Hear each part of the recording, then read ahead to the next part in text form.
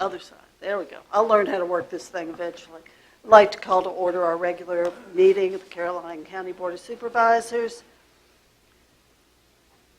Roll call. We have Mr. Floyd Thomas, Mr. Jeff Black, Jeff Seeley, Mr. Reggie Underwood, Clay Forehand, and I'm Nancy Long, and we appreciate all of you being here tonight. If you could please stand for the invocation by Mr. Seeley, followed by the Pledge of Allegiance. God, look down and guide us in our travels and our journeys through this meeting this evening. Help all those that come before us and all those that depend on us. Guide us in our decisions and make life in Caroline a place where people will appreciate.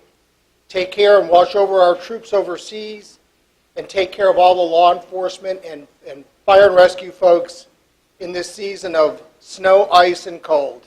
In your name we pray. Amen. I pledge allegiance to the flag of the United States of America and to the republic for which it stands, one nation, under God, indivisible, with liberty and justice for all.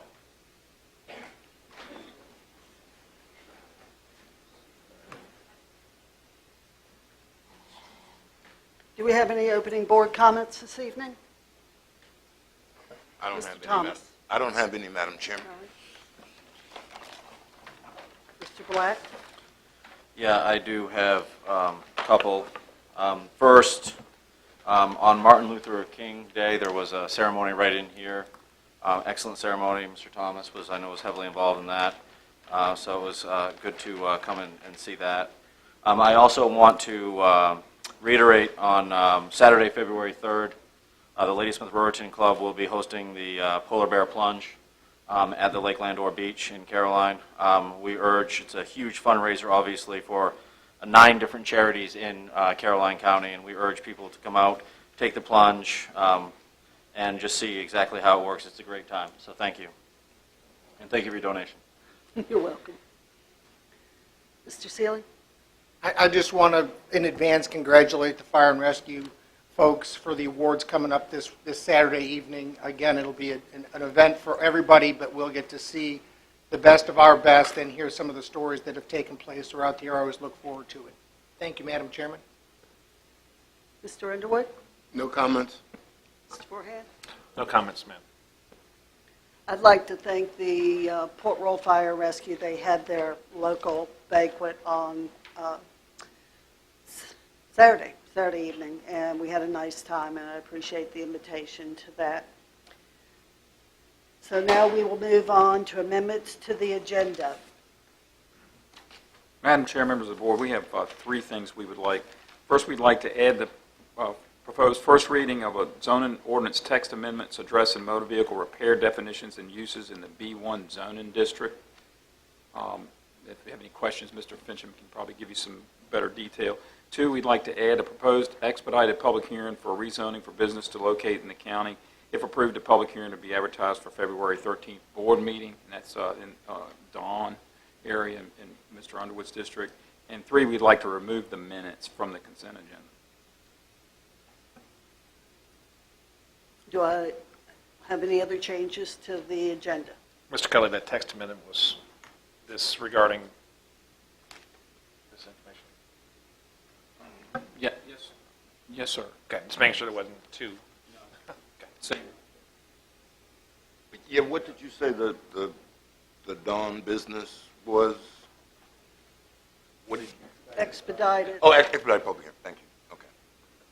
Madam Chair, if I'm in order, I'd like to add to the agenda update on the toll board results that came into the county.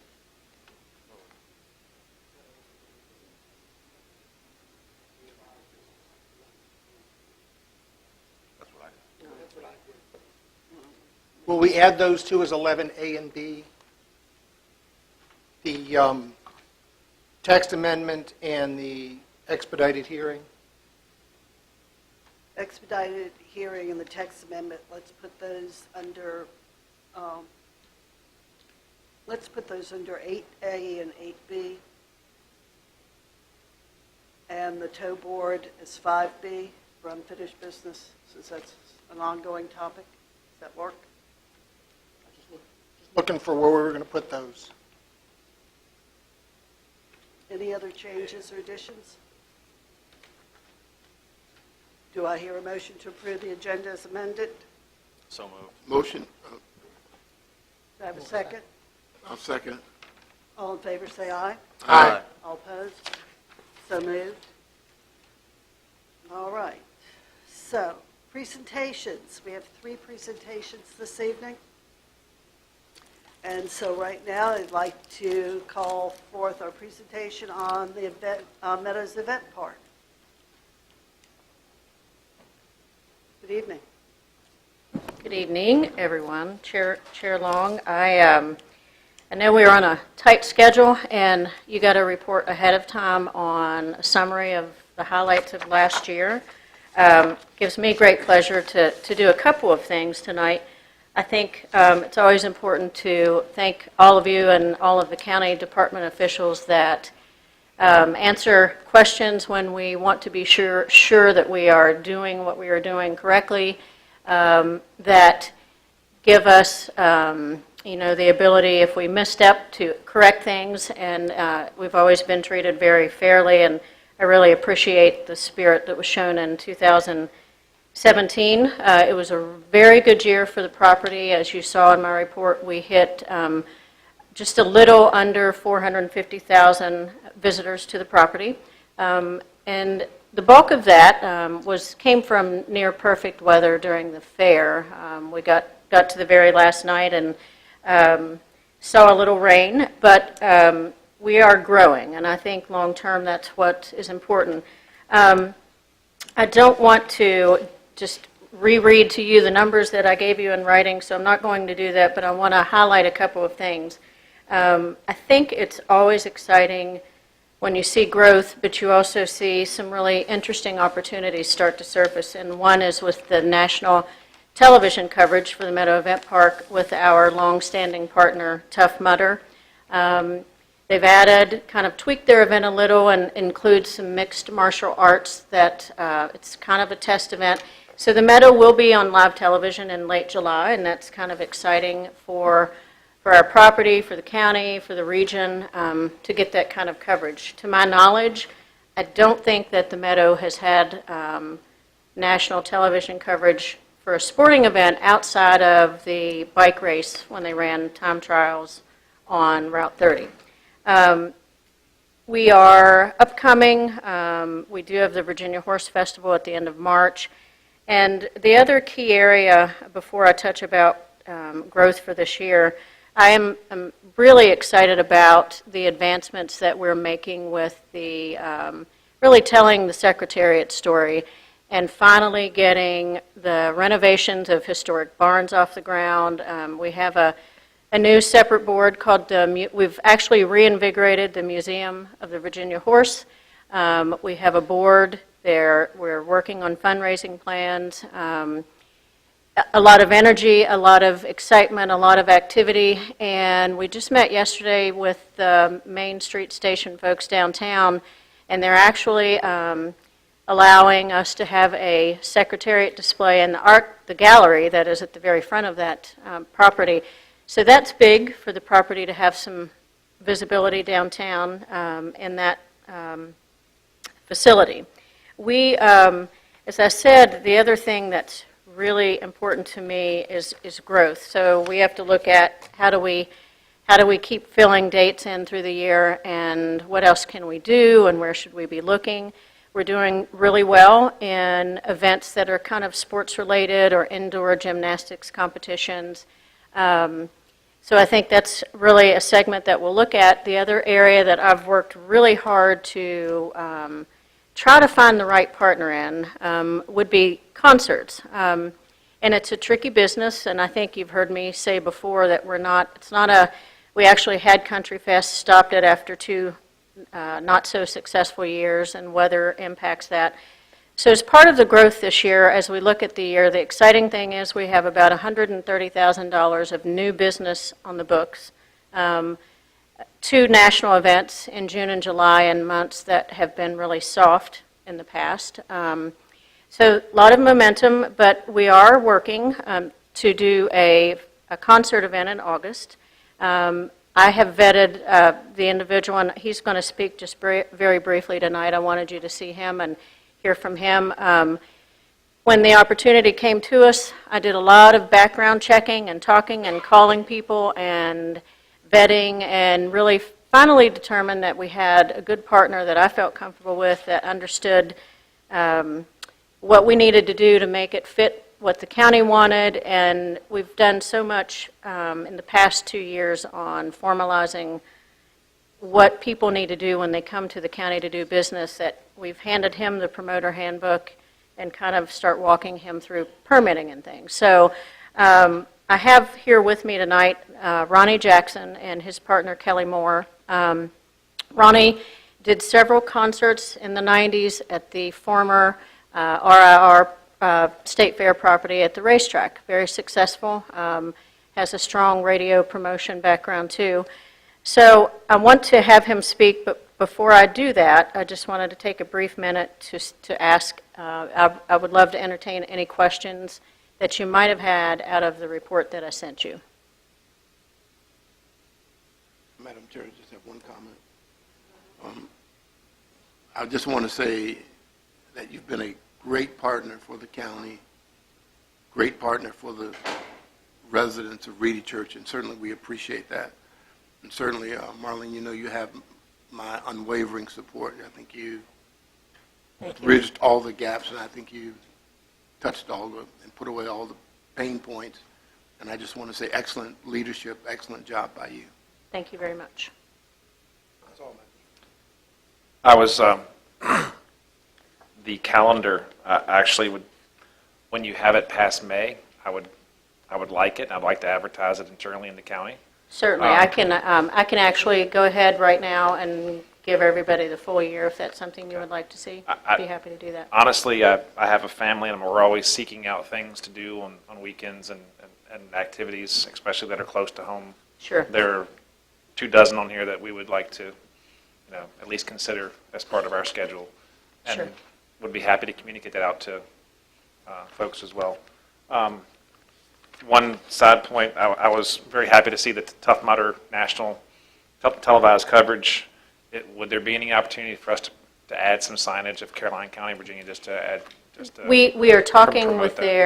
their PR folks right now, and yes, there will be. They will kind of dictate here is your placement, but when we get firm parameters for that, we'll certainly that will happen. Okay, it would just somebody might see it and. Yep. It's a feather in the cap. Yep. Very nice event this year. Again, we've been every year, but probably the last 8 or 9 years, every year that we've been, it's been here for sure. But we enjoy it. We like the changes this year, and we look forward to next year. Sounds great. Thank you very much. Well, thank you very much for coming and speaking with us tonight. We wish you a good year coming up, because what's good for you is good for us. That's right. Well, thank you all. And if you don't mind, if we have just a minute, I would like for Ronnie to come up and let him just, so you can see a face, introduce himself. And again, thank you all for your support. Thank you. Hi, I just wanted to say hello, and it's a pleasure to meet you guys, and let you know that the event we're talking about will be well planned, something that we think the County of Caroline will be very proud of.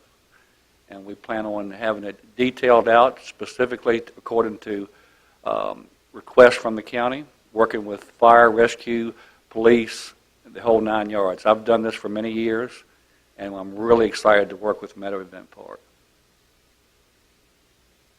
Thank you. We'll look forward to seeing what you come up with. Thank you, ma'am. Our next presentation is by Kate Gibson on our Continuum of Care Coordinator from George Washington Regional Commission. Good evening. Nice to see you again. Nice to see you too. 2 nights in a row. Yeah. So my name is Kate Gibson. I work for the George Washington Regional Commission, but I'm here tonight representing the Fredericksburg Regional Continuum of Care. And the Continuum of Care, or COC, is the body that coordinates homeless services for the region, all of Planning District 16. I I want to give you a little background before I get into the presentation. This initiative really grew out of a request from the city of Fredericksburg to the COC about what it would take to fully address unsheltered homelessness in the region. So we came back with this proposal that I'm going to share with you tonight. We've shared it with the George Washington Regional Commission Board, but we've been asked to take it to each separate Board of Supervisors to fill you all in on the plan. And Caroline County is the last one, so after tonight, we'll take it back to the GWRC Board in February. Let's see. Do I need to turn this on? Oh. Perfect. All right. Thank you. So this slide shows who the partners are that make up the continuum of care. We're not an incorporated nonprofit or anything like that. We're just a network of over 40 partners throughout the community, and the George Washington Regional Commission serves as the lead agency for this group.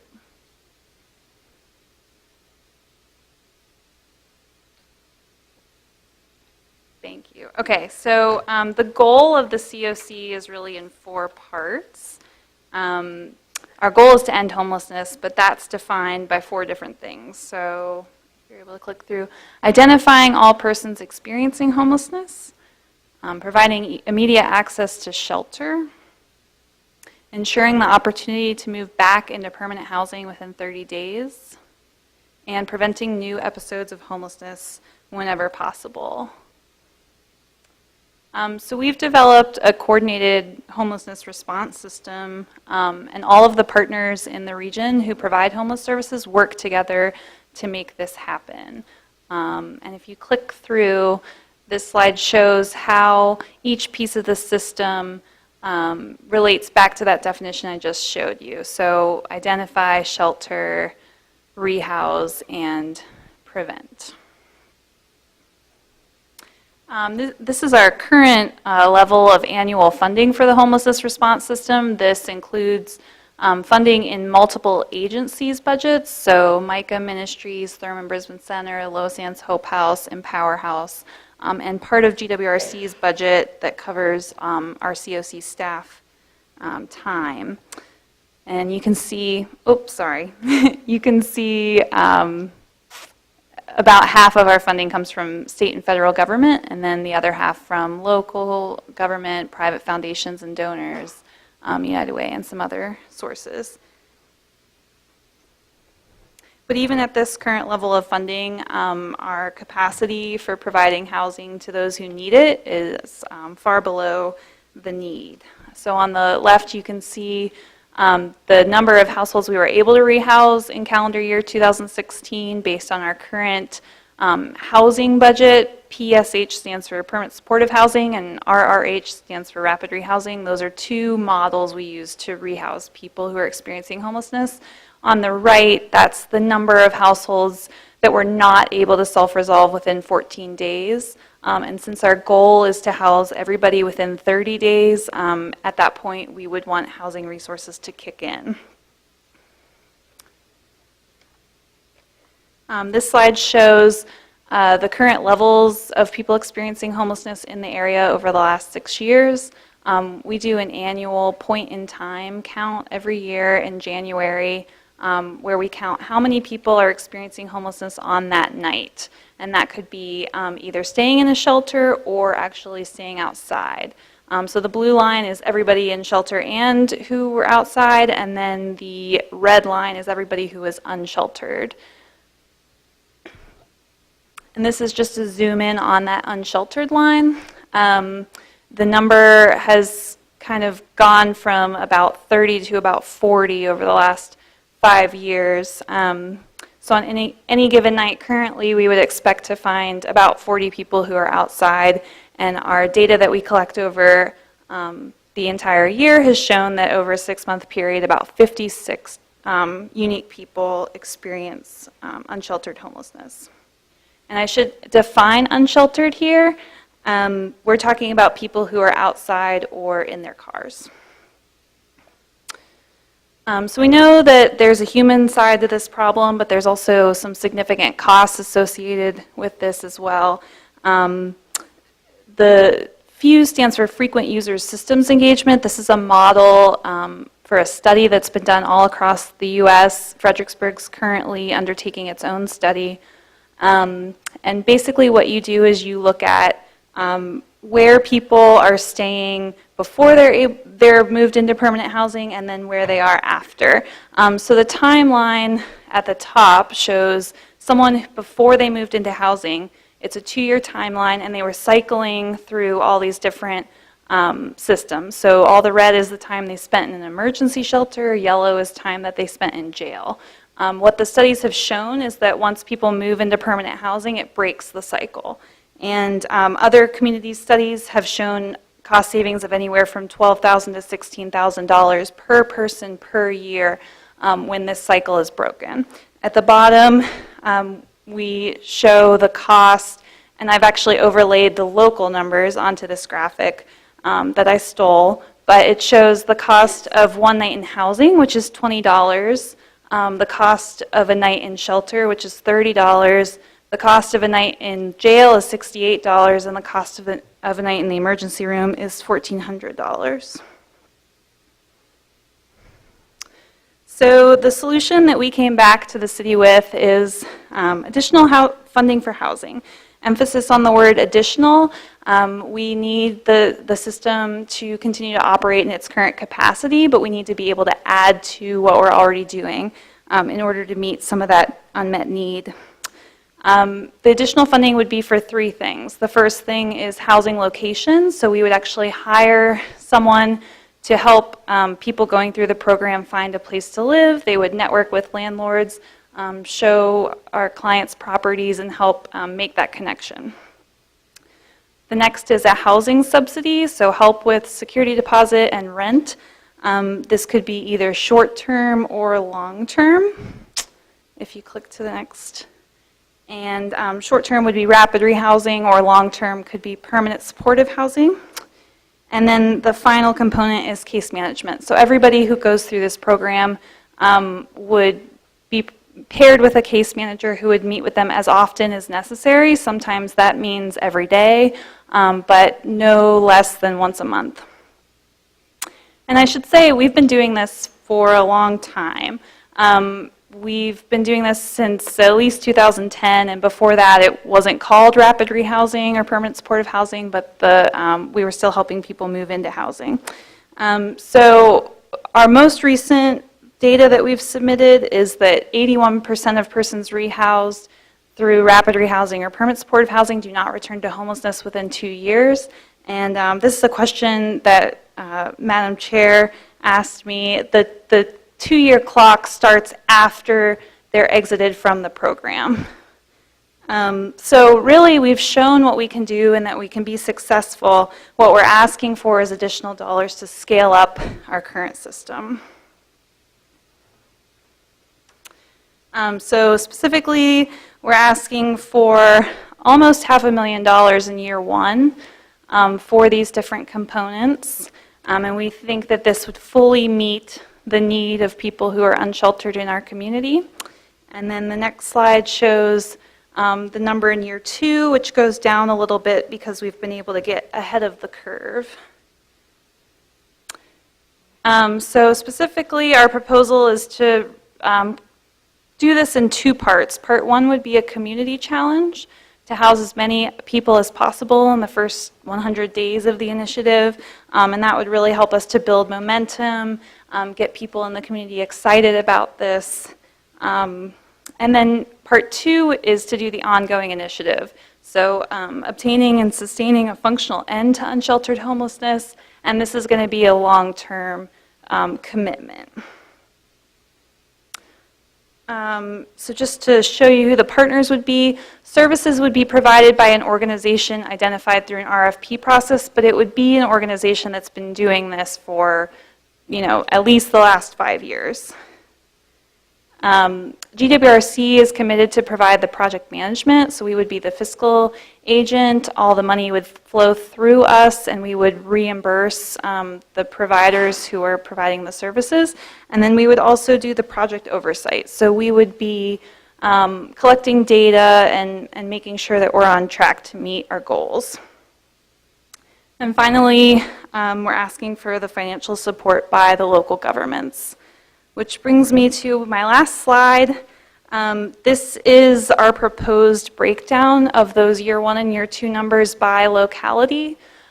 These proportions are based on zip code of last permanent address of literally homeless households served in fiscal year 17.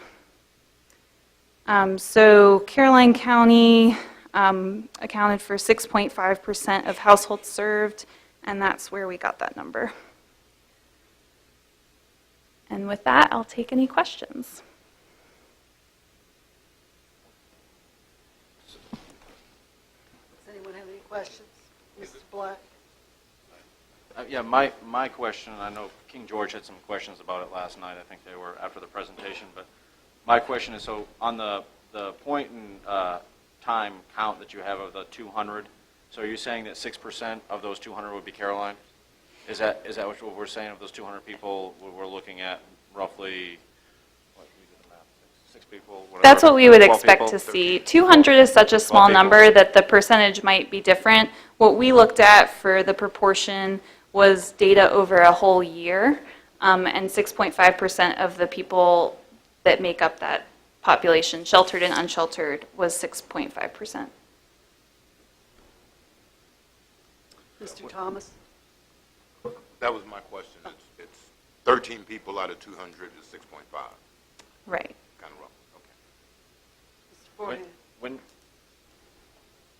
When you do those counts, where, just out of curiosity, so people coming down to Caroline, it's not just done in Fredericksburg, it's done down in Caroline, it's done in all the areas? Right. We actually have social service employees who are going out in Caroline. The count's actually on Thursday. Right. So, yeah, we have 2 people from Caroline who are going out to known sites in Caroline, and then they're also going to be doing surveys with anyone who might come into the social services office and identify that they were outside that night. But we also collect data from people who are staying in shelter, and all of our shelters are located within the city or around the city, but people might be coming from Caroline to stay in the shelter. Anything else, Mr. Black? No, that's it. Thank you. Mr. Forehand? Are there partners that counsel folks as well? I'm very much a teach a man or woman to fish, and you don't have to worry about them for forever? Or is this I'm going to give you a fish type of situation? You're talking about the housing programs? The program in general. So most people who we rehouse go through a very short-term assistance program, typically anywhere from 1 to 6 months, and we work with them to increase their income. Some people who can't work, we might help them get connected to disability, but if people are able to work, we help them with employment, and we partner with Goodwill and other partners throughout the community to make that happen so that when we step back, they're able to take it on. It's really only a very small portion of the population that we provide long-term support for. Okay. I know we were last in the list of presentations, but that would be important to me that I didn't see in the presentation about that aspect of it, because you're developing the person Sure. to get off of your roles, which I feel is equally as important as handing them something that it's going to take care of just tonight.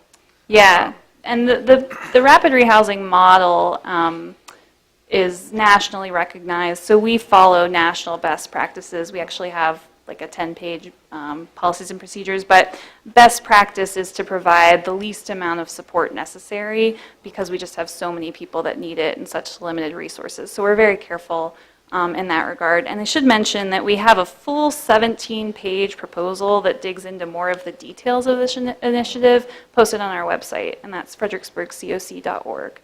So I gave you the quick version, but there's definitely more information out there if you're interested in it. Mr. Seeley? I have one question. In one of your slides, you showed the fiscal year 16 housing capacity versus needs. Mm-hmm.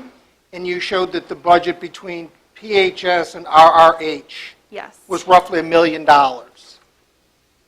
And then Yes. you housed roughly 142 people.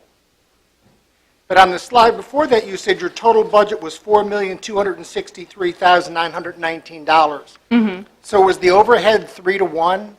No. So the slide before that includes all the funding for homeless shelters, which is not included in those rapid rehousing and permanent supportive housing costs.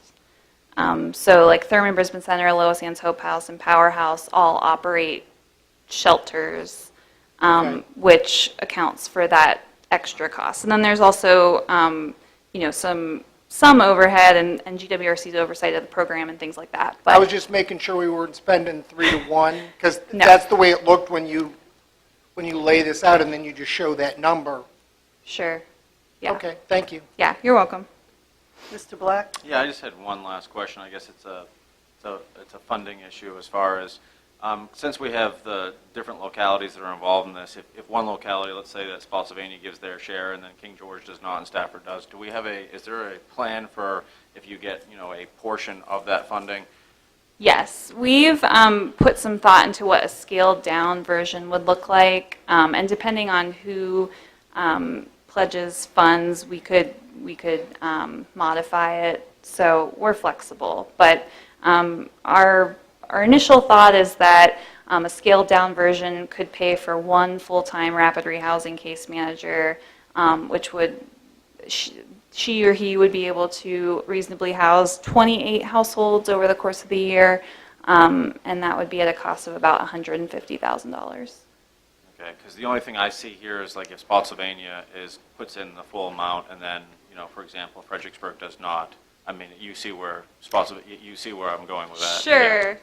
Yeah, and so I think that's why we're trying to take it through the George Washington Regional Commission so that it can be kind of decided on regionally. Ultimately, it's up to each jurisdiction Right. what they're willing to commit. But I think the conversation at the GWRC February meeting is going to be about what this looks like from a regional perspective, because I think it makes the most sense to approach it as a region. Can you put that first on the agenda?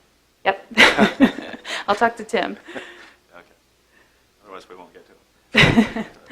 All right, thank you. Thank you. Does anyone have any other questions? Thank you, Ms. Gibson. Thank you.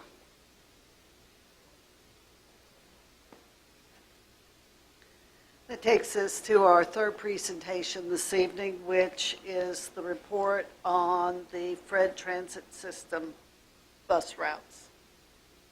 And we have our VAMPO administrator here to do that. Hello, Paul. Good evening. Thank you for having us. I'm Paul Agnolo. I'm the Director of Transportation for GWRC, as well as the FAMPO Administrator. I'll say our CTB member came to us last summer, Hap Connors, and requested that FAMPO help Caroline County and Fred Transit to do some transit analysis to see maybe ways to improve Fred service in Caroline County. As a result of that work, we have a summary of it showing some ways to improve Fred Transit in the county, the service to C1 and C2, which our consultant, Adam Recchia of Foursquare, has developed and will present to you tonight. I'll say the analysis which has been done was developed cooperatively with Caroline County staff and Fred staff, as well as GW Ride Connect. And just want to recognize we have Diana Utz from GW Ride Connect here, as well as the director of Fred, Rodney White, and his staff. And I'll turn it over to Adam Recchia. Great. Thank you, Paul, and good evening, everyone. So I just wanted to briefly go through the study, and then we'll show the results and our overall recommendation of the study at the end. So the scope of our study was really 3 parts. So we wanted to first evaluate the existing Fred routes in the county, so the Route C1 and the Route C2. We then performed a transit need analysis of the county that also looked at the FAMPO and GWRC region as a whole to kind of pinpoint where transit demand is the highest in the area and in the county specifically. And then our recommendation was to, restructure or see what we could do with the C1 and C2 to increase its overall efficiency and to better match the service that Fred is providing with the demand that we found in the transit need analysis. So our evaluation of Fred routes C1 and C2. And this is a map showing the two routes for anyone that's not familiar with them. But the biggest takeaway here, there are about 7,400 riders per year, which is about 30 per day that use the service. And overall, the two routes account for about 15% of Fred's revenue miles that it operates every year and about 8% of its revenue hours. But they only account for about 2% of ridership. So there's a bit of a mismatch there, and we wanted to, sort of do an investigation as to why they're not performing as well as they could be. There we go. Okay, so the transit need analysis, really what this does is it identifies areas of high transit need and what connections are needed between these areas. And the analysis that we do is based on on a few different data points. We can go to the next slide. So a lot of the data sets come from the census, the American Community Survey data. So this is where we dive into the demographic data geographically and see, where are more transit-dependent populations living in the county, and also where are the major job centers in the county, where are the services concentrated in the county, and also, right outside the county that we might be able to access via transit. And then we try to connect these areas using travel flow data from a few different sources, the main source being the FAMPO regional travel demand model. So these two maps are just showing where, sort of in summary, where we see the highest demand for both more traditional peak period transit service, so think, AM rush, PM rush, and then also where do we see demand for more off-peak service, so, midday, even into the evening a little bit, where are people trying to get to and from. So the lines, this map is really meant to, not get really into the details, but just show the overall picture. So you can see the Route 1 corridor between roughly Ruther Glen and Ladysmith and, Massaponax and Fredericksburg is really where we see the highest demand for that peak period service. And then during off-peak periods, it's a little bit more local, more concentrated between just Ruther Glen and in and around Ladysmith, but also a little bit up into Thornburg and Massaponax as well. We can go to the next slide. So based on the findings of the market analysis and also some discussions with Caroline County staff and with Fred staff, what we are recommending is to really concentrate the service where that demand is highest. So we would want to connect the Ruther Glen area with Ladysmith and Massaponax and Fredericksburg via the Route 1 corridor. And we would also want to try to connect Caroline County with the Spotsylvania VRE station. So a separate effort that we just finished conducting was a transit and TDM study of the I-95 corridor. And in that study, we found that there was some demand for people from Caroline County to get to jobs in Northern Virginia and even as far as Washington, D.C., using the VRE service that currently uses that station. And actually right now, Caroline County residents make up about 100 riders at this point that use the Spotsylvania VRE station on a regular basis. So, offering another connection to that station might also help to grow ridership here. As far as Bowling Green, we found some slightly less demand in this area, and came to the conclusion that having service over here would probably be more lightly used, and it would also, it's fairly far in the transit world from the Route 1 corridor where a lot of the demand is. And right now we're seeing just about 5 riders per day are using the service in Bowling Green, so not that much. However, this is what the data is telling us.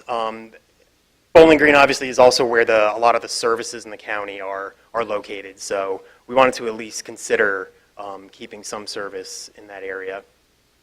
Go to the next slide. So we developed 3 different alternatives. So the first alternative was just to have service between Ruther Glen and the Fred Terminal. Now the Fred Terminal is right on the Route 1 corridor, just southeast of the Mary Washington Hospital in Fredericksburg. Alternative 2 would connect Bowling Green all the way up to the Fred Terminal, so it would be a much longer route. And then alternative 3 would connect Bowling Green to Lees Hill Center. Now, Lees Hill Center is an emerging transit hub in the Fred system where I think there's 5 other Fred routes that currently serve that transit hub. So, you know, we might be able to just, if we get people at least to Lees Hill Center, then at least they have the opportunity to connect to the other Fred routes if they want to continue north further into Fredericksburg or even beyond. And then for each of these alternatives, we actually looked at 2 different what we call service level options. So really, how much service do we want to provide overall in terms of, you know, number of buses and how frequent the buses are coming and things. So we came up with 2 options. One would be a cost neutral. So we're looking at about $125,000 per year in local funding from Caroline County. That's roughly what is contributed currently when you consider the annual increase in operating costs that Fred sees annually. And then the enhanced option is, you know, a much more expensive option that shows, you know, much more frequent service and aligns a little bit closer with what we see the demand to be in the county. Next slide. So these are just the maps of the 3 different alternatives. So alternative 1 is on the left there. So you can see there's a solid blue line that is the main route between, in this case, Ruther Glen up to the Fred Terminal. And then the dashed line is showing the other option, or the other sort of feeder service that could serve the Spotsylvania VRE station. And then on the right, you see alternative 2. So this is going all the way from Bowling Green to both the Spotsylvania VRE station and also to the Fred Terminal. Next slide. And this is alternative 3. So this is going between Bowling Green and that Lees Hill Center Transit Center that I had mentioned, and also the Spotsylvania VRE station. So this is sort of a summary of the all 3 alternatives that we looked at, and also the 2 different sub-options of each. So the neutral option is the top table for all 3 alternatives. And we compare all of these to the current C1 and C2, so just so you can kind of see the differences here.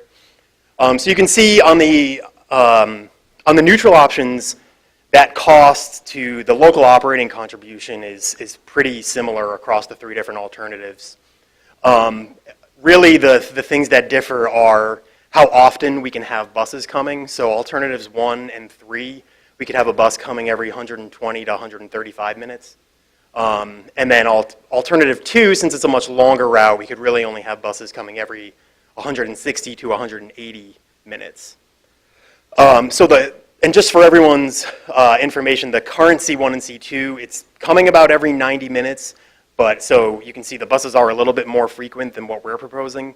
However, there's a big gap in the middle of the day where there's just no service at all. So the problem is, you know, a lot of people might want to ride this route to, say, do some shopping or something in the midday, but then, you know, they have no way of getting back before the route starts running again after 2 p.m. So that might be a sort of deterrent to the ridership, or to getting people to ride the route.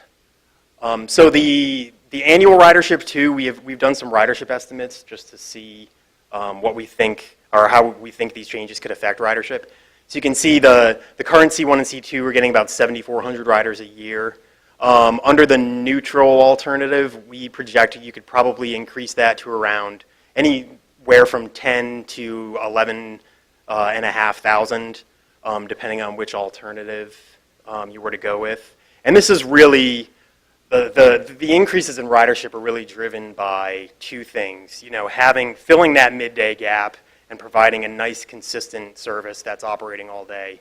and also serving the Spotsylvania VRE station. So, people who are already commuting via VRE, might be able to leave their cars down here, or if they don't have access to a vehicle, they can get to the VRE station without too much trouble. So the enhanced options are really just more for your information at this point. So under these, we're really able to serve a lot more trains, and we're able to have a lot more frequent service that would, better match some of the demand that we found. So these are more, things you could build up to in the future. Maybe every couple years adding a bus to the service. And there really is a correlation between the amount of service provided and ridership. That's really more than, in some cases, one-to-one. It's sort of a if you build it, they will come type of scenario. And then at the bottom, just showing the operating and capital cost breakdowns that go along with the service. So under the neutral option, as I said, the local operating contribution, which is about 40%, is around $120,000 to $125,000 per year. And the local contribution as far as capital goes, so actual buses, would be zero because we have existing buses to use for this service. And also we always include this, that the state funding that's available, so far we've been lucky and it's been available every year, but every year also the state sort of warns everyone that they might be approaching a fiscal cliff and the funding might not be available in the next year. So that's just something to keep in mind as well as we go through this process. Okay, next slide. So this slide is just sort of comparing some of the metrics between the different alternatives. So the neutral options for all three alternatives are shown on the left in both of these graphs. So you can see alternative 3 really outperforms 1 and 2 in terms of what we would expect the ridership to be, both on an annual basis and also what we'd expect that ridership to be per revenue hour of service provided. Next slide. And these two graphs are comparing then that alternative 3, which we think would be the best performer, to the current C1 and C2. So the current C1 and C2 are highlighted in red in both of these graphs. And you can see the neutral and obviously the enhanced options of alternative 3, both we project would outperform the current C1 and C2. And really that's because we're concentrating the service in the area of the highest transit demand that we found. So building off of that, one thing I wanted to highlight, this table here, this is showing different population types that we typically associate with higher transit ridership or as transit-dependent riders. And these are what we found in the census along the Route 1 corridor. So you can see there's a lot of transit potential here. There's a lot of potential riders. And the reason they're probably not riding is the way the current service is structured. It's with that midday gap that I talked about, and also the overall frequency of the route, and it being so long that we're really not able to have this route operating more frequently with the same number of buses. So our conclusion is really, or our recommendation would be to go with alternative 3. Or I guess I should back up. Our recommendation is that the service is, it's definitely a warranted service, and we definitely think there's a lot of untapped potential with having transit service in Caroline County.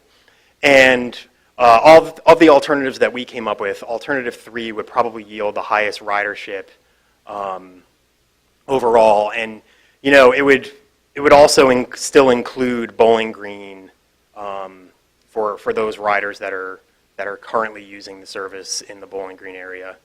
And then finally, the enhanced options, as I said before, these are something that we could work up to in the future, if additional funding became available, or if, there was a desire for more more transit service from constituents and residents of the county and things like that. So that's the end of my presentation. So if anyone had any questions, I'd be happy to answer. Thank you very much. Mr. Black? Yeah, I've got just a couple. I mean, I had the opportunity over the summertime. I actually got on in Bowling Green with some members of Mr. Whiteman and some other people from the county. When you say, if you look at, I think it's sheet number 2, it says 7,400 riders per year. It's my understanding that there's riders and trips. So are we looking at 7,400 riders per year, or are we looking at 740 trips per year? Because it was my understanding that if I'm going to go from, say, Bowling Green all the way up to Fred Central, and I have the transfer over, the 3 of us actually generated 6 trips. Yeah, that's correct. So it's not actually riders. So are we saying it's 7,400 trips per year? Yes, so 7,400 person trips, yes. Or the industry term for it, I think, is unlinked passenger trips. So, yes, so really this 7,400 riders, yes. So a 30 per day. So the reality behind it, if I'm going from, say, Ladysmith or Bowling Green to up in Thornburg, and I'm transferring up to Fred Central, whatever the case may be, I'm generating 2 trips, but I'm only 1 rider. Right, correct, yes. So the ridership could actually be lower than what we're saying here. Is that correct? Yes, so, yeah, and I apologize for representing it that way. Yes, but what we're talking about is trips, passenger trips. Yes. Okay. Okay. Other questions? Mr. Thomas?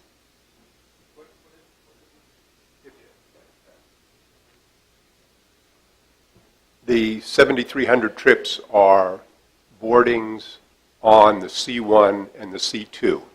So if you're riding to Lee's Hill Center and getting off and getting on a Fredericksburg-bound bus, an F bus, we're not counting you a second time for Caroline County. Right. Okay. But you would be generating 2 trips for the Fred system, but we are counting the Caroline County trips accurately. Have I confused it further? So what you're saying is, what you're telling me then is, if I go up to Fred Central, I'm only counted as 1 rider. I'm generating 2 trips. You're counted as 1 Caroline County rider on a C bus. Right. You're counted as 1 Fredericksburg rider because you're getting on a Fredericksburg bus to go from Spotsylvania County on up to Fred Central. So I'm 1 person, but I'm actually 2 riders. You're then. 2 riders. Every time you board a bus, you're counted as a trip. So when you come home, you get counted again? Yes. So when I come home, I'm counted again. Yeah. Right. Okay. Yes, thank you. Just one quick question. On all the routes, it has what looks like a loop in Ladysmith Founders Park. Are they coming off of Route 1 with that route? Because I know there's a station out on the Route 1 or a pickup point, but yeah, so that's kind of to be determined. We had, just for the sake of being conservative in our estimate of how long the route would take, we had it going through the Founders Park for now. But that doesn't, we're not beholden to that or anything at this point. Mr. Thomas? Yes, I'm a little, well, what was the genesis of this, of FAMPO being involved in this? Did you just say, oh, let me study Fred, or did somebody ask you, or what happened? We were requested by the state to assist Caroline County and Fred. At the request of our requested by CTV the member, state? Hap Connors, yes. Somebody in the state knew we had a problem with Fred? The state wanted us to help Caroline County to develop cost-effective ways to improve Fred transit service. Came up last year when we were discussing budget. Oh, I know, It but was brought up at George Washington Regional Commission, and you do have somebody that, although she can't vote, does go to VAMPO. yeah, Paul and I have had this discussion about Caroline being part of FAMPO before, but that's interesting that someone from the state would request FAMPO to get involved in Caroline. Thank you very much for that. I guess my question was, as Nancy mentioned, last year we talked about this. And one of the things we were supposed to do was a little more aggressive advertising campaign in Caroline. I haven't seen a thing. So, I know Madam we Chair, want if I may, the other piece of this is exactly what Mr. Thomas is alluding to. And for that discussion, we have Rodney White here from Fred, who, in fact, this afternoon sent me a number. We talked about this several months ago, and this afternoon he sent me several actions that they had taken to increase marketing, and perhaps he could cover those tonight if you would. Okay, because I hadn't seen any. I just thought if we want to run a stealth bus company, that's fine. But Yes, sir. Good evening, Mr. Thomas. In your board packet, as a part of our quarterly reports, it included some of that as far as our community outreach. But from October through the end of the year, we've had community outreach in the Ladysmith area, Bowling Green area, and the Carmel Church area. We also participated in the Bowling Green Harvest Fest. We handed out brochures, handouts. We sent out mailers to the community. We did advertisements in the local newspaper as well as on the radio station also. So we've done quite a bit of outreach in the last few months. I don't have that in my packet. I don't know what. Did you send that today? I sent an email today with an update on it. Oh, okay. But as a part of your quarterly report we send to the county, that was on the front page of that with the ridership numbers. Yeah, we made the packet Yes, up sir. before today. So, Yes, okay. sir. We will make that information available to the board tomorrow. I had already left for the meeting with the school board when it came in, so I didn't have an opportunity to copy it for tonight, but we'll send it out tomorrow. That's understandable. I have a question, if I can get one in here. We have rider numbers, but do we have any information on our riders? You had some figures up there, youth, elderly, but is that just throughout Fred, or was that someone sitting on some of the trips and saying, are you going to work, are you going to the hospital, are you going to the mall? Do you have a car? Do you, why are you using the Fred bus? Right. So I can answer the figures that we used for our analysis were all based on census data, so they weren't actually based on the current riding population. But I'm not sure if there was any What census? surveying Can I done ask- for the can I go- I was talking about- Yeah, that have that information. Okay. You Yes, know there what I'm was talking some. about, Mr. So Fred recently updated their transit development plan, which is it's required by the state, and it's a 5 to 10 year outlook on how they can improve their transit service.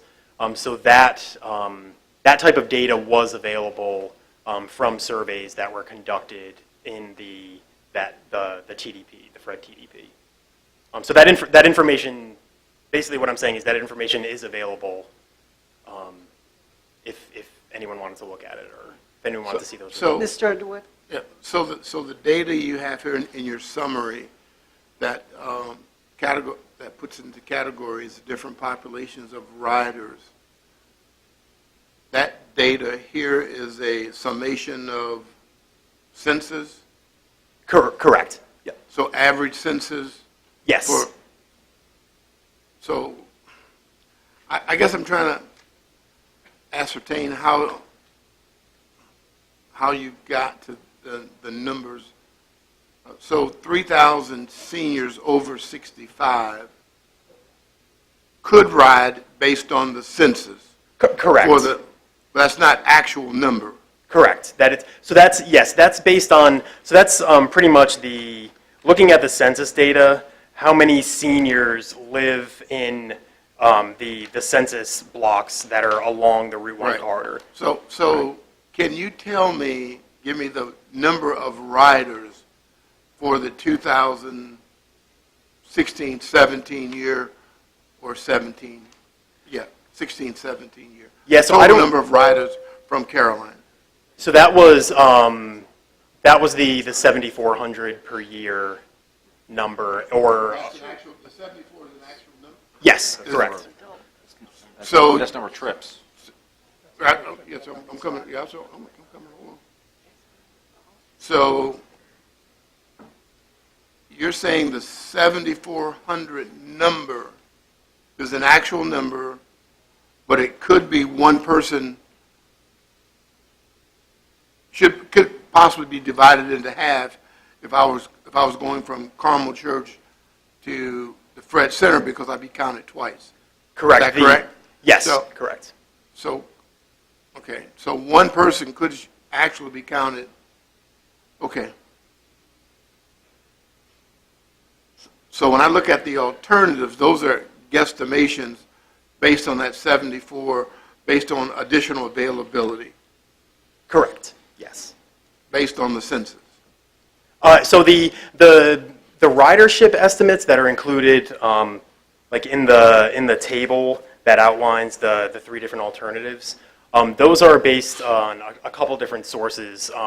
So they're based on the current ridership and where that's where those people are boarding, and then it's also based on the changes in the amount of service provided, and what effect that typically has on ridership through a number of different studies that have been conducted in the industry. Right. I understand, but, because I'm looking at the number, and I'm sure some people use Fred for the main mode of transportation to and from a job. I'm guessing. I wish I kind of knew what that number was. And so just trying to balance the value and the return. And for that person riding to Fredericksburg, it's one heck of a return. Okay, thank you. Mr. Black? Yeah, I mean, when we discussed this last year during budget time, I thought, I mean, granted, I'm glad that Fred is providing us some alternatives, but I think as a county that we need to come up with some alternatives to Fred. I mean, if we're going to look at this, if we're going to either whether cut it or some other alternatives, I mean, we talked about in here, I mean, I don't think we have even discussed this as a county as far as what could we possibly do internally if there's anything. I mean, I think that's something that we need to explore. I know, Diana, and from GWRC, we have van pools here that go both to DC and Richmond. So if we're going to talk about going to the VRE station as 100 riders per day, you know, maybe that's something that we can work with GWRC on. I think there's other options here, and I appreciate what you guys have done.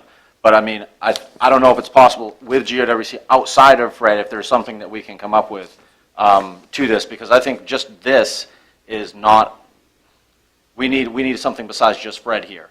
To look at some numbers. So that's my opinion on it, Mr. Chairman. Thank you. Mr. Thomas? Thank you, Madam Chair. Gentlemen, my real point in this whole thing and why I've been a proponent of Fred and trying to make it successful from a county perspective is Fred is used by a lot of people in the county who don't have any transportation. Now, I don't know if you guys have ever had to rely on the bus or the train. Have you? Yes, I actually do currently. Now? Yes. Okay. I used to take a bus to the train. That's actually what I do too. Okay. Did it for 3 years. So in Caroline, we have people that need to take a bus because they don't have a car. They're working minimum wage jobs, but they are working. And that was my whole point of trying to get Fred to be a little more visible or advertise a little more.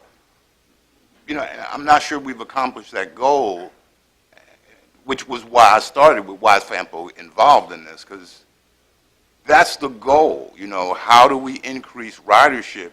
Because the lady that was here with the homeless folks before, the riders we don't put on are going to be those people later on, or they're going to be on our social services role.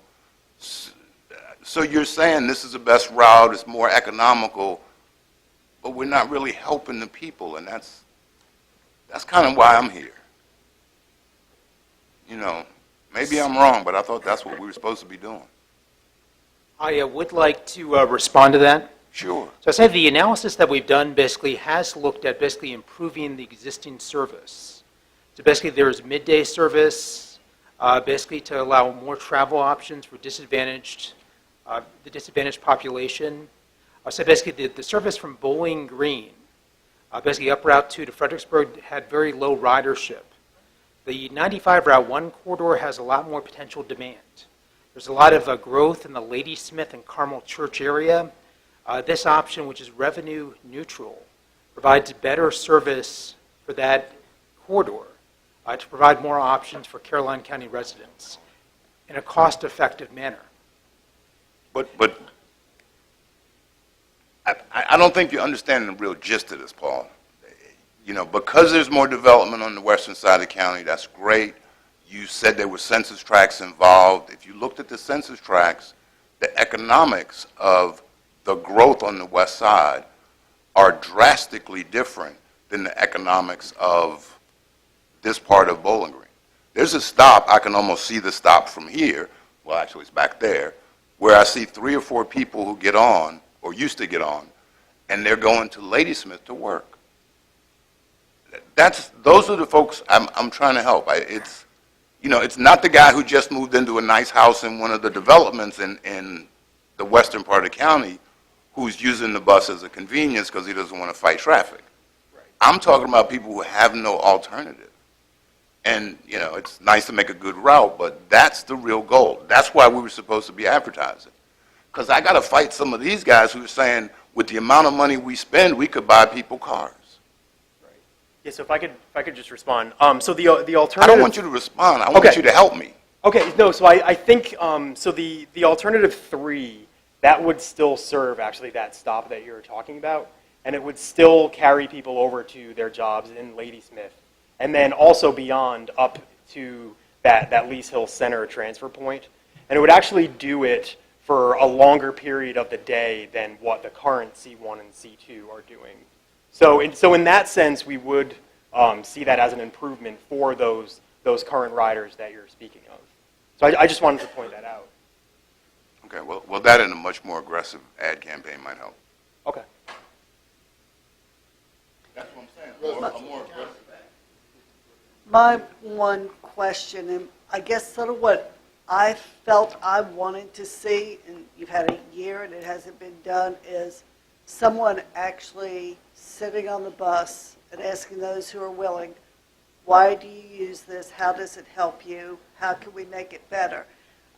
Because we are a rural county, we are a community-based county, and doing a demographic for 5 regions and then looking at your traffic studies, I guess I wish it had just been a little bit more hands-on, but at least we've got a starting point. We've got some good ideas now. So I do thank you for that. But, you know, from a different perspective, we could actually give folks without transportation gas cards from social services. Ann's shaking her head no.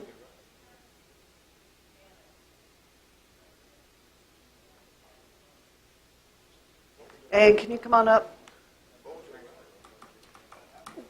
We're getting, I'm seeing 5 people a day, basically, in both. I mean, I get all the time comments. The bus goes by, there's nobody on it. To be eligible for the gas cards, you have to be receiving TANF in the VIEW, which is the employment program to receive the gas cards. We can't just give them out to anybody that qualifies for other benefits. Do you know if there's a program with social services for people who have a job that need a card? Only if they're in the VIEW program, and that is a very small caseload. Currently, we have about 150 people that are on TANF and can potentially be in the VIEW program, and they get full transportation assistance, anything from helping them get a driver's license, gas cards, purchasing vehicles, but it's a very small caseload.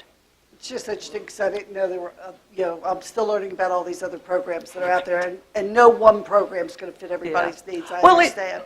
It is out in the community that we have the gas card, but it is a very limited number of people that are eligible for them. Mr. Underwood. What I'd like to see from you is the number of riders that we have per route,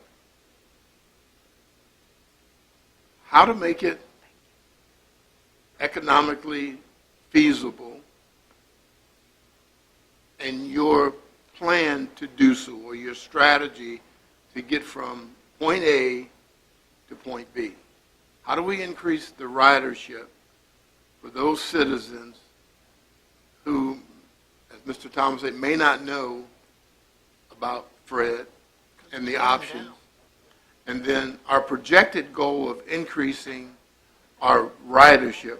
Because what we're talking about here, again, and for me, it seems like we're always, we have a tendency to take away from those less fortunate. So I'm really sensitive to that. At the same token, I'm also sensitive to ensuring that I'm getting the biggest bang for every dollar that I spend. So what you have to help me do is say, we're at 5 riders a day from Bowling Green to Ladysmith. Our goal is to increase this to 20 riders, and this is our plan to get there, so that we have something to measure what you're doing versus what you're not doing, so that we can have a different conversation. That's what works for me. Some type of strategy that helps me to understand where you're going and the money that I've invested to ensure the taxpayers that I'm getting a return on the money spent. Do I have any other questions? You're very welcome, sir. If I may respond to that, to say the option we have presented would increase ridership by about 50%.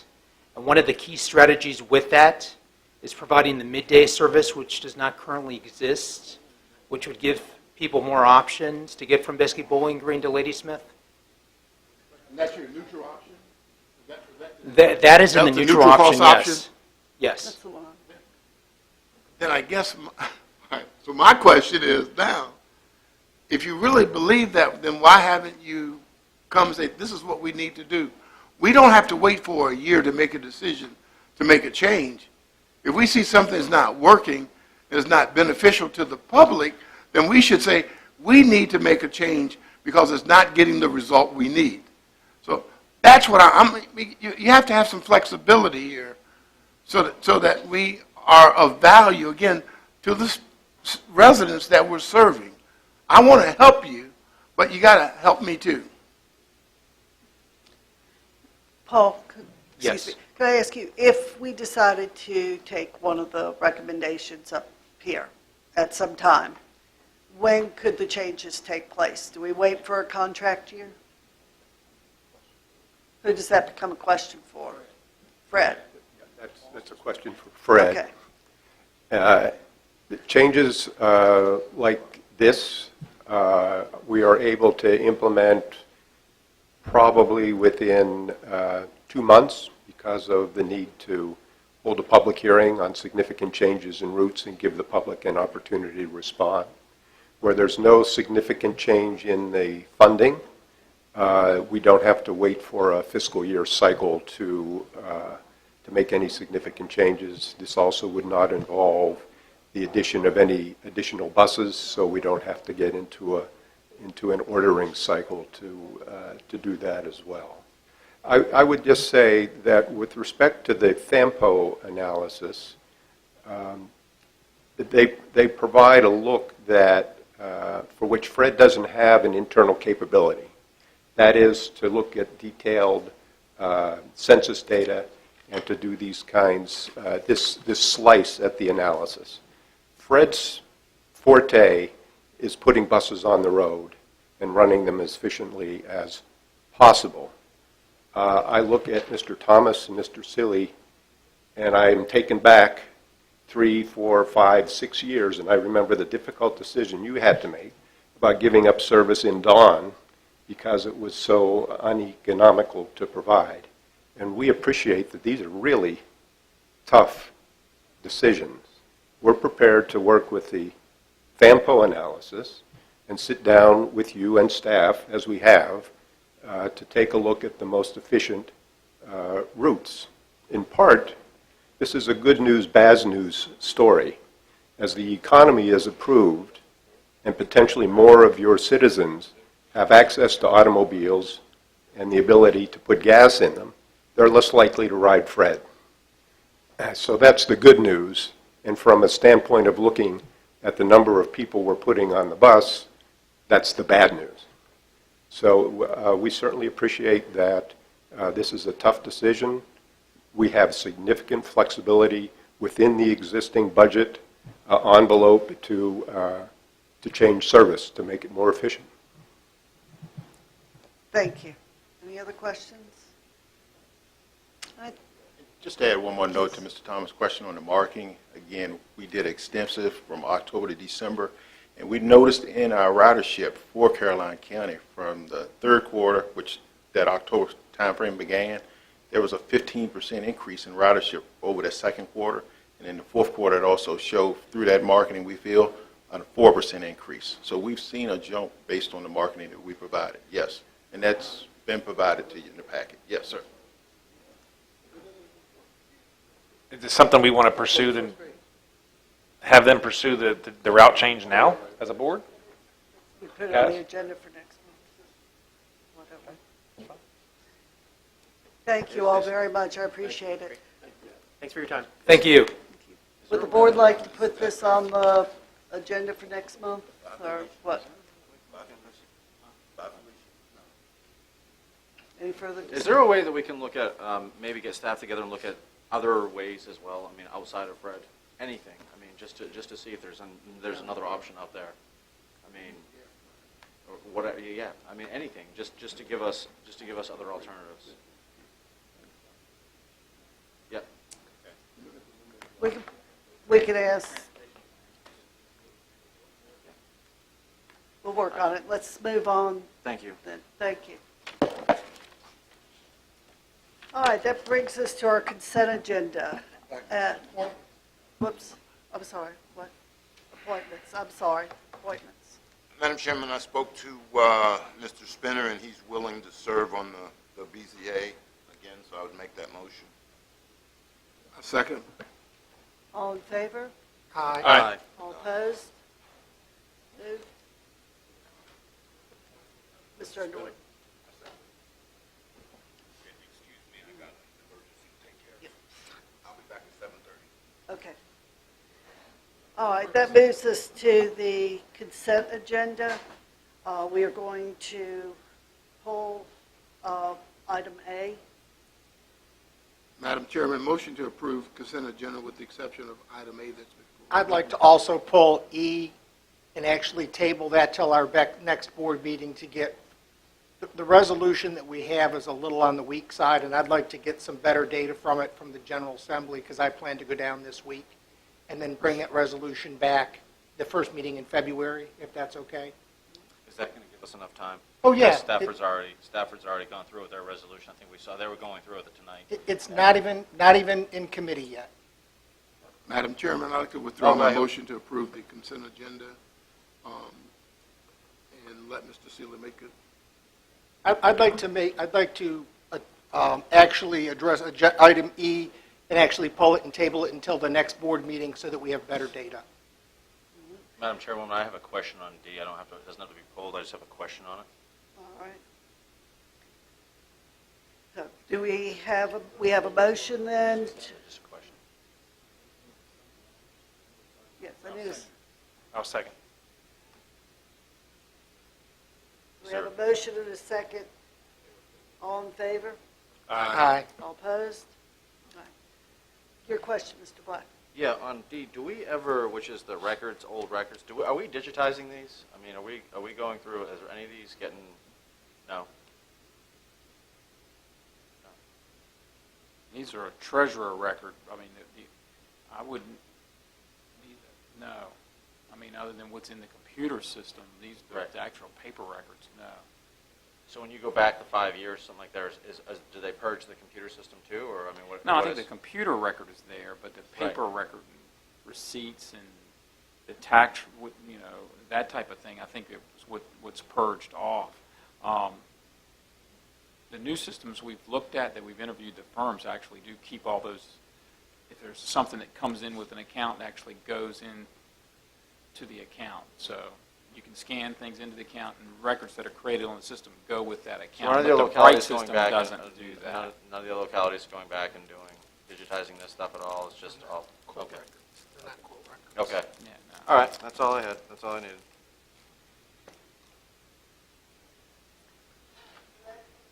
I'll make a motion, we approve B, C, and D of the consent agenda. Second. Favor?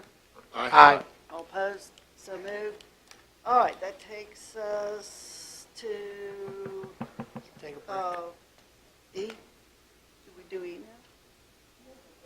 Do I do email? Okay, all right. All right, let's take a 10-minute break, and then we will be back here for our public comment section. Thank you all. All right, we have a quorum, so we are going to move forward. The other board members will be joining us here in just a moment. At this time, this is our public comment section. This time, anyone who would like to speak on any issue or topic that is not a public hearing this evening may come forward and speak. Time limit is 3 minutes, and you may speak on anything you would like. Is there anyone who would like to make a comment?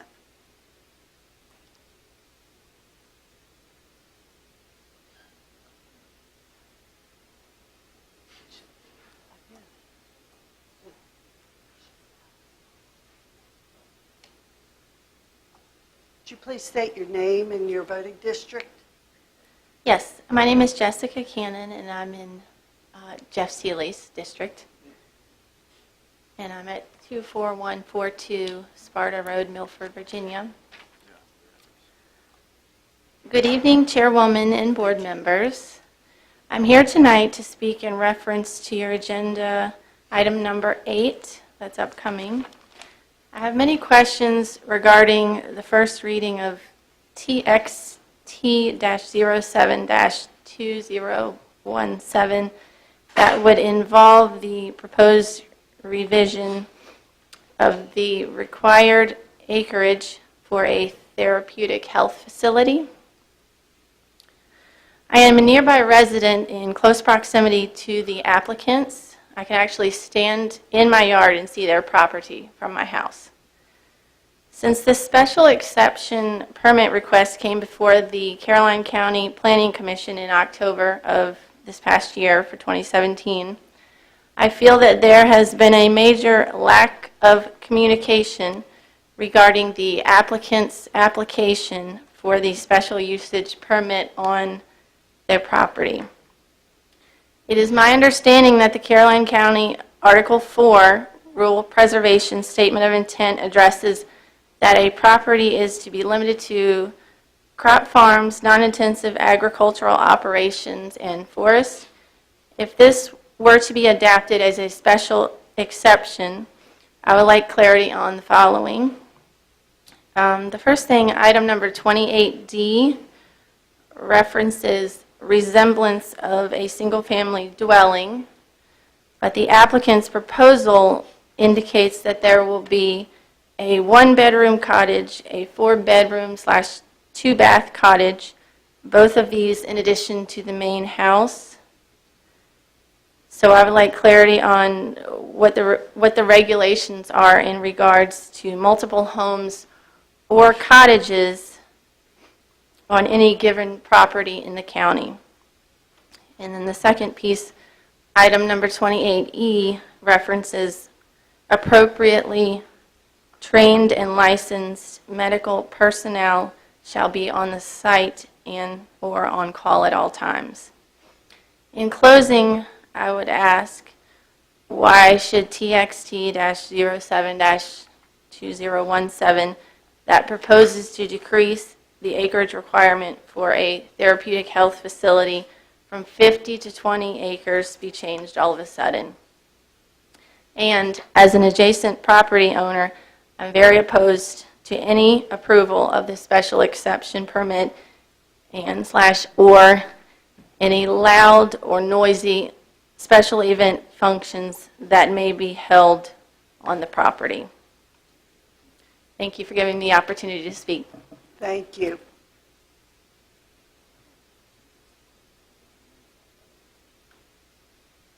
Is there anyone else who would like to speak? Ms. Cannon?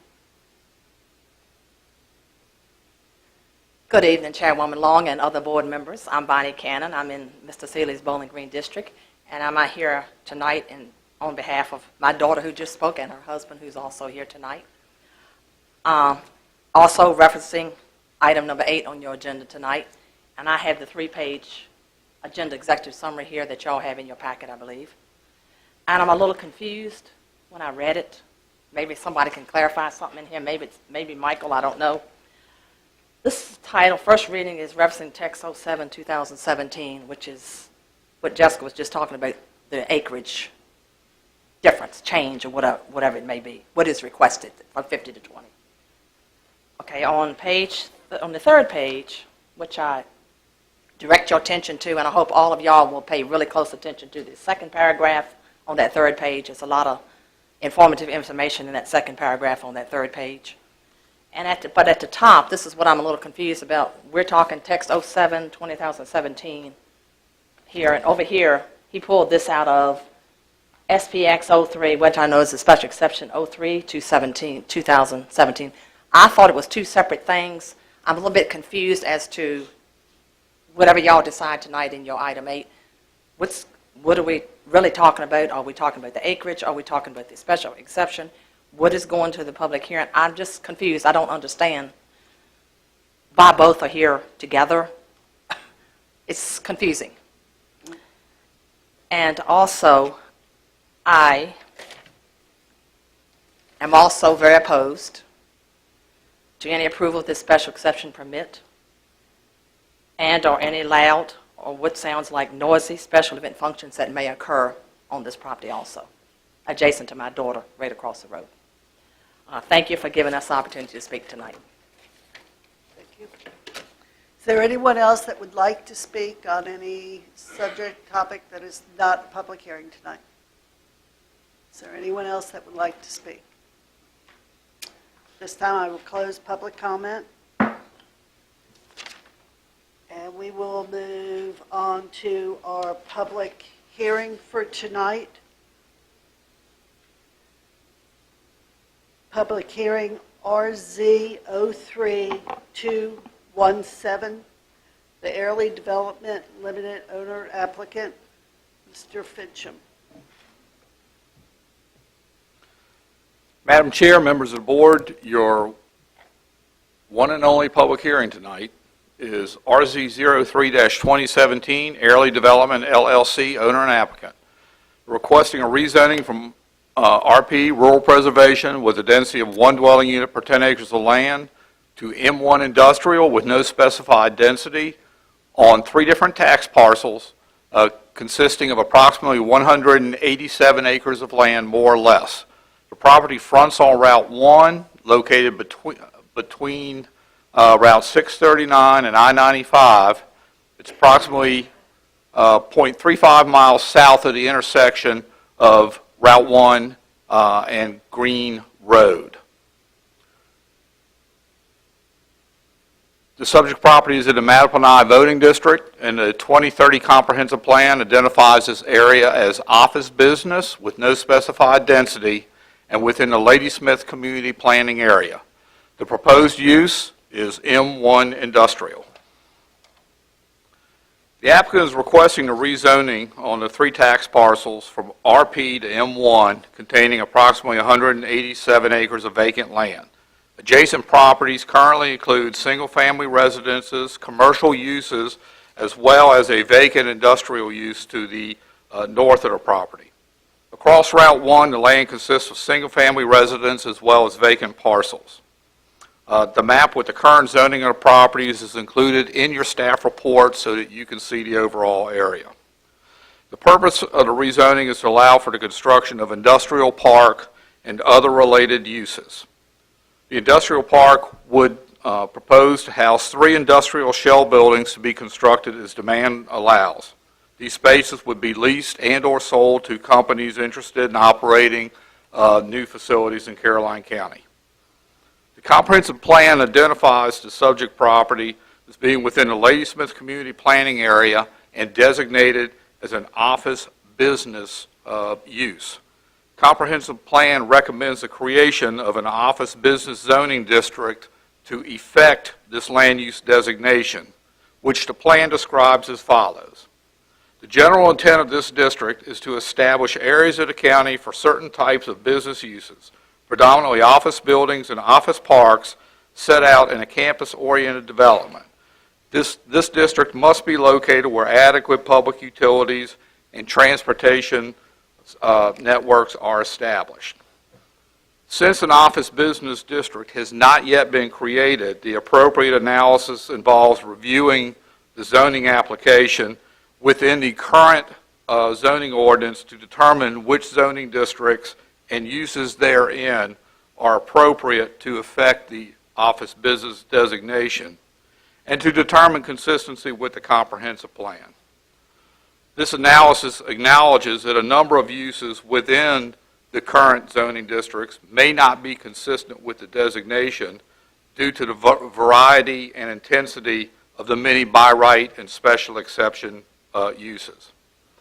Based upon staff's review of the ordinance, the B1, M1, and planned industrial park designations may be the appropriate zoning districts to achieve the stated purposes of the office business designation, with appropriate modifications. The appropriate ordinance sections are included in the staff report for your review. The applicant has submitted proffers and chosen to proffer out more intensive uses in the M1 district to more closely meet the office business designation suggested by the comprehensive plan. The current application represents a speculative and market-driven rezoning application to general M1 industrial. Page 3 of the September 27, 2017 rezoning narrative states, the applicant intends to develop up to 2.5 million square feet of regional industrial facility conveniently located 2 miles south of the Lady Smith and 5 miles north of the Carmel Church interchange. The Lady Smith-Carmel Church corridor has proven to be a popular hub for companies looking for efficient regional distribution points to the Richmond and Greater Washington metro areas. In addition, numerous transportation nodes are located within a 2-hour drive of the site, including the Port of Virginia, Port of Baltimore, I-95, I-64, I-81, and the Virginia Inland Port. The location's viability as a regional industrial hub is supported by recent development projects such as McKesson and Harris Teeter distribution centers.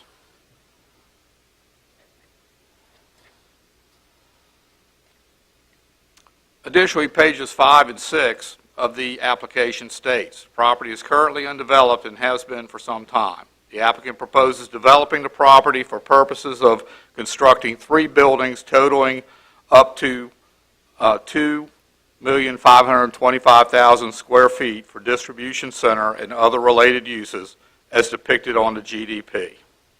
The complete narrative, general development plan, traffic impact analysis, and other data submitted with the application are included under Attachment A. While discussions with staff and agencies have focused primarily on the 2.5 million square feet of warehouse and distribution, the complete zoning application is somewhat more expansive, allowing other by right or special exception uses in the M1 district, not otherwise proffered out in the proffer statement. To address compatibility concerns, the applicant proposes to provide landscape buffers for the surrounding properties in order to not distract from nearby residential areas. The applicant estimates the project will result in 20 to 100 jobs during the construction phase of the project and up to 560 jobs after completion, depending on the types of business that occupy the park. The applicant's rezoning narrative in Attachment A addresses the fiscal impacts in more detail. There are several transportation improvements that are proposed that are included in the proffers. I would note that some additional proffers were made after the Planning Commission made its recommendation to the board, and a modified proffer statement is included in the application. The agency comments and applicant response letters are also included under Attachment C in your handout. The applicant has responded to most of the department agency comments through adjustments to the GDP and or comments in their response letter. And finally, staff has received a number of written comments from citizens which are included under Attachment D above and beyond the comments that were presented to the Planning Commission at the public hearing. Planning Commission held a public hearing at the October 19, 2017 meeting in which 8 citizens spoke in opposition to the request. The Planning Commission deferred action until November 14th, at which point in time the Commission forwarded the application to the Board with a recommendation of denial, citing concerns about traffic, potential impacts to residential areas, and the compatibility with the comprehensive plan. And the minutes of the Planning Commission meetings are also included in your packet under Attachment E. And with that, I'll address any questions that the Board may have. Gentlemen? May I? Yes, Mr. Thomas. Mr. Fincham, I don't remember, so when was our last comp plan review? We are currently in process, but the last one adopted by the Board was 2010. 2010, so Yes, sir. it's been a while. We've been in process for 3 years because we have to redo it every 5 years or so, right? We have to be in a review every 5 years. Okay. So 2010 was the last one. And that's when we created the office business district?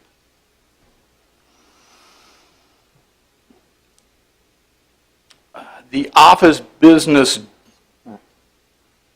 comp plan designation was actually, I believe, included in the Ladysmith sub-area plan, through the sub-area planning process, which was adopted prior to 2010. Okay. And I don't think Microsoft is coming, but how many office business developments have there been? Probably the closest one in the Ladysmith area would be the buildings in the front section of the Ladysmith Industrial Park, up north of Giuseppe's. Right. Okay. Okay. Which is more like what we would call a shopping center. Not in the industrial park itself, no. I don't. It's behind the shopping center. You mean behind? Okay. Yes. Okay. Not in front of Food Line, behind Food Line. So That's correct. That would be our office business area, and they're mostly small offices. That's correct. Okay. I just want to make sure. That was all I have for now. I'll wait till the end. Mr. Black? None at this time. Anyone else? Questions, comments? At this time, I will open the public hearing to comments. Oh. And the applicant will go first. The applicant has 10 minutes, approximately or so, to share information, and then we will take public comments. Good evening, Mr. Payne. Good evening, Madam Chair. I want to mess up your podium here.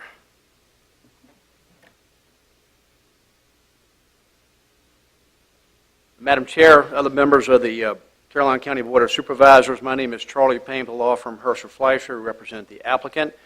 It's a pleasure to be here this evening. Appreciate your time. Thank you also to staff's time and their presentation. We have a PowerPoint that we wanted to present to you this evening to give a few more details of the project, give you some aerials of the site, and go through many of the proffers, including the transportation proffers, which I think address many of the concerns that were raised in the Planning Commission meeting. So with that,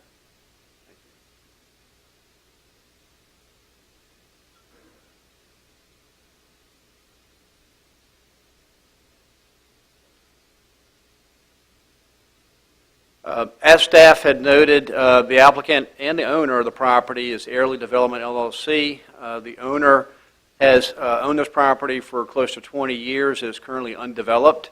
There was a prior rezoning for residential uses that were denied several years ago by Caroline County. So this project is something quite different. The area does include over 187 acres across 3 parcels. It's currently zoned RP, and as staff noted, we're requesting a rezoning designation to Industrial District Manufacturing M1 to develop an industrial park. Our main focus for that park are distribution centers and data centers. The generalized development plan also shows 3 potential distribution buildings, large buildings, large footprints, which I'll show you in just a second. The total square footage is over 2.5 million square feet. It's also important to note that we are preserving over 50% open space on this site. Surrounding area, I'm sure many of you know this area well. The site is located along Jefferson Davis Highway. It's south of the intersection of Route 1 and Green Road. It's north of the intersection of Route 1 and Lake Caroline Drive. Obviously, Lake Caroline residential development is south of us, about a half a mile or so. We're bordered on the south and west by a few single-family residents, some vacant agricultural land and commercial uses. To the east is vacant land between the property and I-95. We're literally fairly close to I-95, and I get in a few more details about why that's important. And to the north is Good Earth Horticulture, which is also zoned M1, just like us. It's immediately adjacent to our north. Here's a overview aerial of the site. This is obviously showing a north, south, east, west relationship along budding Route 1. To our east is I-95. To our south, you can see the various different developments, and also to our north. Here's the generalized development plan of the project. You can see the 3 large buildings here that we're proposing. There's this parking area here for the site. I-95 is this way. Our utilities are on this side as well connection. We'll connect the water to the north. This front piece right here is planned for office. And you'll see also our access points here along Route 1. And we'll get into more details about the turn lanes, both left and right turn lanes into the site.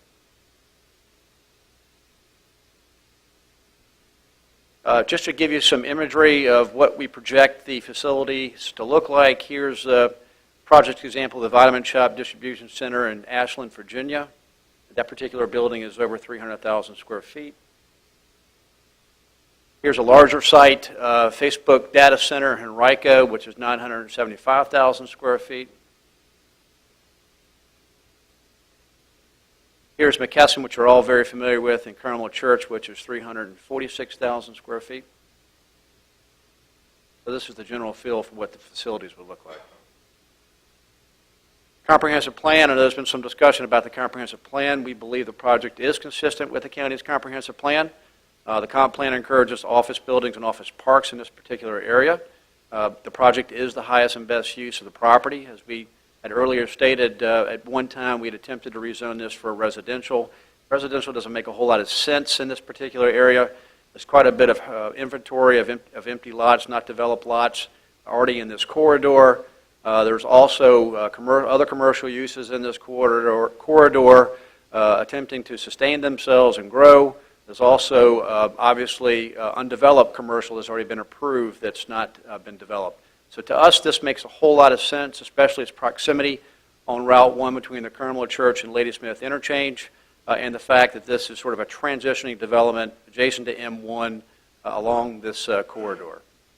The site has access to public water and sewer, and its proximity to major roadways, as stated, makes it very attractive for potential users. And I'll get into a little more detail about that on the feasibility part of the slide. The project is also located within the county's HCOD district. More on the comprehensive plan. The project does improve and support 2 key land use elements of the comp plan. The one key one being maintaining that 70-30 ratio of residential to non-residential development in regards to tax revenue. A project like this, and we'll get into some of the details of the potential return on a project like this, would help relieve the burden on residential property owners in regards to taxes and help increase the county's commercial tax base. And the county does have a success rate of attracting large industrial users to the area and to the county. We think that this project could be one of those as well. The Ladysmith Community Plan identifies a lack of nearby employment opportunities as a weakness. We think this project, which will generate a significant number of jobs, will help support that comprehensive plan initiative as well. Feasibility, as I had stated earlier, one of the key attractive components of this site, we think, for the potential use, whether as a distribution center or a data center, is what's nearby us. It's about location. So as for location, what is nearby us that makes this a potentially very successful project? Utilities, always the first thing that developers are looking at. Where are the utilities? As you can see, there's a 12-inch water line just fronts the project. There's a 12-inch sewer line, which is located near the rear of the project. We also have fiber nearby, I-95, both lit and dark fiber, right along the I-95 right-of-way. You all may be familiar with the most recent installation of fiber from Northern Virginia, D.C. area to Richmond, which is attracting a lot of potential data center users. Power, we have confirmed that the existing Rappahannock Electric Co-op Lady Smith substation can be improved or expanded to provide adequate power to the site, whether for a distribution center or a data center. Upon approval, if we get your approval, which we respectfully request, and site plan submission, the applicant will be able to satisfy the following standards, tier standards for the Virginia Economic Development Partnership, which many of you I'm sure are familiar with. They have several tier analysis, and they work with your economic development folks and with the Fredericksburg Regional Alliance to identify sites in the region, especially in the Fredericksburg region, which may be attractive to the users that we're talking about, which are large job creators. Some of the specific criteria, if you will, there's 5 tiers, 1 through 5, 1 being the lowest, 5 being the highest. 3, as you can see there, if we were able to get an approval on a rezoning, we would satisfy, mostly this criteria. As in our proffers, we include what's called a marketing section, which will require us 12 months after approval to complete our due diligence, which would satisfy most of these elements right here, if not all of them, which would press us up to Tier 4, which would mean we could deliver a site within 12 months after all of that being satisfied. My understanding is the county has no Tier 4 sites. So this project could very likely be that first site. Fiscal benefits, always important to the analysis. Just construction of a project this size at 2.5 million plus square feet is a $120 million investment to construct it. That's the short-term fiscal benefit. The long-term fiscal benefit of a project is measured by obviously 2 means, job creation and tax revenue. For purposes of the short term, during the construction period, the average daily employee count will range from 20 to 100 workers in the area.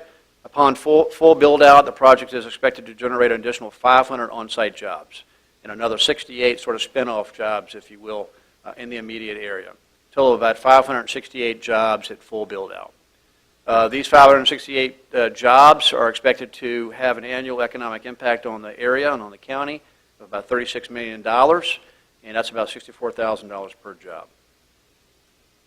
This analysis comes from both the EDP, based on the per square footage of the facility we're proposing to construct, and also our work with Fredericksburg Regional Alliance. Fiscal benefits continuing, tax revenue, obviously always very important to analyze. Caroline County would be able to collect real estate taxes, business personal property tax, and B-pool taxes on this site. We have broken that down based on the size of the project. Obviously, the total assessment values are right there in the tables. For real estate, at full build-out, you're looking at about $151,500,000. For machinery and tools tax, you're looking at over $27 million. For personal property tax at full build-out, you're looking at over $5 million for a total assessed value tax at over $184 million. Applying your tax rates, the return on that for real estate is over $1.2 million a year. Machinery and tools over $970,000 per year. Personal property over $211,000 for a total return at full build-out at over $2.4 million. Again, the potential tax revenue at full build-out far exceeds the current use of the site, which is in land use, which we collect about $850 a year. If we're about 25% right on this, that's a heck of a return for the county. Charlie, can you stop there for a second? Yes, sir. We're going to, if the board rezone this property right away, yes, sir, the rollback tax would be paid automatically. Automatically, yes, sir. There would then be a real estate value change. Correct. Is that shown anywhere? That's not the 2.5. No, we're not showing it. We're showing with the improvement at $1.24 million, but you will have a significant increase in the real estate tax because the zoning designation will change. So the assessed value of the property will go So up. you don't have that. We can get it for you. If you could get that, because my point is, if we were to rezone it and nothing ever happened, Right. the county would still get X amount of dollars, Correct. and that's what we need to know to help make our decision. Correct. I'll get that information for you. Thank you. And again, the rollback tax will be due, we talked to the Commissioner of Revenue, will be due right after the rezoning. And again, today, you're only collecting $850 a year. Transportation for a project this size is always a question on how we're going to address it. Of course, part of this process is pursuant to a transportation impact analysis that we're required to perform. The scoping of that is determined by both VDOT and the county, which we met with them and have a scoping agreement in regards to the intersections that we're supposed to study. So the project abuts Route 1 between Ladysmith and Caramel Church I-95 interchanges, as you know. Today, that corridor, that study area is only utilizing 15% of the capacity on Route 1. So that's about 4,600 trips today of the 30,000 trips of capacity that could occur on that corridor. If this project was approved and we fully built out the project, we would still only utilize 35% of that capacity. So only 35% of that 30,000 trips would we actually be utilizing. And that includes the Walmart number. So when we did our analysis, Walmart was obviously still in the game in that process, and we were required to include their traffic as part of our analysis. So that 35% includes Walmart as well. The project is estimated to generate about 4,500 daily trips per day at full build-out now. And it's estimated that 20% of those trips will be trucks. The other 80% will be employees. The trucks are estimated at 55% to get to from north to the interchange on I-95 and 45% to from the south on I-95. It's also important, if this is a distribution use, typically the employees at that site work at off-peak hours because they work in 3 different shifts, 8-hour shifts. So the employer obviously doesn't want them coming in during peak hours. They want them coming in off-peak hours. So that traffic impact would even be further reduced with that process as well. We also met with VDOT and addressed their comments. Unfortunately, I don't think they got to the Planning Commission on time, but we did meet with them, and you'll see in the proffers that we've included that we've actually addressed each and every one of those comments from VDOT. Key transportation proffers, as I was just stating, the applicant agrees to contribute $250,000 towards construction cost of a signal at the intersection of Route 1 and Lake Caroline. It's subject to, obviously, VDOT approving the warrant. That's the agency that must approve the warrant, and the project is to be built out just a little more than half. We're also dedicating a significant amount of right-of-way, obviously, along Route 1 for future expansion. This is also, the applicant's also proposing improvements along its front and entrance. Obviously, this is in response to VDOT comments as well in our transportation impact analysis. There will be a northbound left turn lane on Route 1 with 100-foot storage and a 200-foot taper. There will also be a southbound left turn lane with a 330-foot storage and 200-foot taper area, and a northbound right turn lane on US 1 at the site driveway with a 200-foot storage and a 200-foot taper area. So quite a bit of improvements for purposes of accessing the site. Again, we've also proffered to improve the intersection of Lake Caroline as well. Upon full build-out, the applicant agrees to also prepare a signal warrant analysis for the I-95 southbound ramp at Route 207. This was also requested by VDOT, which we've included. The applicant also agrees to evaluate and thereafter mitigate any sort of impacts as to our turn movements coming out of the site, which VDOT also wanted us to take a look at. Marketing efforts, what are you guys going to do to sell this attractive site?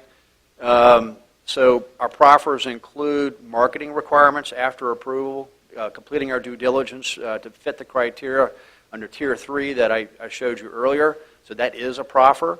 We obviously will be working with the Economic Development Office in Caroline County and the Fredericksburg Regional Alliance as part of that process. We've also got development cap. So concerns about us putting some more intense use into the site, more than what we're proposing, that would generate more than 4,500 trips can't happen without this board's approval.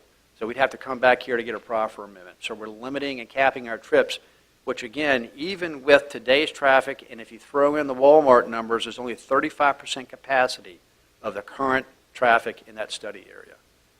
And as Mr. Fincham stated earlier, we have proffered out some intense uses on that site, as part of our proposal as well, and there's a list of those.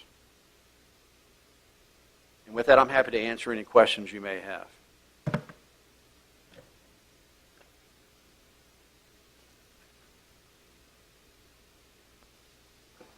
Thank you, Mr. Payne. Let's get the lights on. Mr. Payne, I have a question. Yes, sir. Talk about information about the signal, the $250,000 at half build out. It's specific to a signal, but what if a turning lane was desired instead?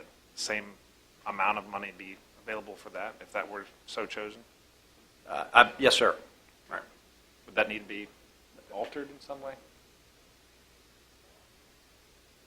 We could make it more broad that it wasn't just a turn signal, it'll be transportation improvements at that entrance. If that was the preference of the board, we could do that. I just have one question before we go to the public. We learned a lot about auto shredding firms that actually decompose what's left of unsalvageable cars. And I don't know how that's rated in terms of use or what type of use that is, but is that one of the proffered out uses? I do not believe that's an authorized use under M1, but I can take a look at it. But I don't recall it being one of those under M1. But we certainly, it's not our intent. Our intent is far from having, I guess, a salvage yard type of use with a recycling facility to it. Something along those lines. Yeah, certainly we would have no problems with proffering that out. But I do not think it's an authorized use under M1, or it could be with a special use permit. But I'll have to take a look. Does it require a special use permit? Yeah, okay. Mr. Thomas? Mr. Emerson, I'm asking you this question because I have a habit of asking for things which may be considered negotiating or proffer negotiating. This is not a residential proposal. So the board is allowed in this case to ask the applicant for certain proffers or things that it wanted to. Not Bless really, you. Mr. Thomas. It needs to be a voluntary proffer by the applicant. You can Oh, I- express what your concerns are, and they might be able to alleviate Yeah, them. that's all I'm saying. If I were to say, maybe you could do such and such, that would go through you, but the applicant has to actually voluntarily offer that. He could always say, no, I don't want to do that. Just as Mr. Forehand was saying about the transportation. That's okay, right? He was sort of asking a question to clarify the current proffer, Okay. it seems to me, as opposed to saying something like, would you also proffer this? I wouldn't- would. I don't think you can do that. Okay, and that's why I just wanted to make sure I talked to you before I said anything to the applicant. Thank you. You know I'm going to ask my question anyhow. Does anyone have any other questions before we open public comment? Mr. Forehand? I'll just wait till after. Thank you, Madam Chair. Thank you, Board. Thank you, Mr. Payne. At this time, we will open up the mic to anyone who would like to speak on this topic. If you please state your name and just your voting district, not your address. Security must be kept. So just your name and your voting district, and you have a time limit of 3 minutes. So if you would like to speak, please come forward. Thank you.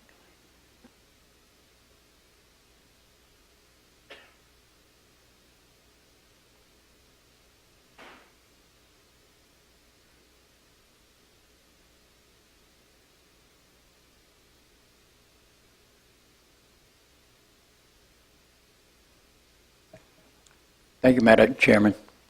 Good to see you all. A lot of you faces, you know me. I'm George Weaver, and I live in the Madison District.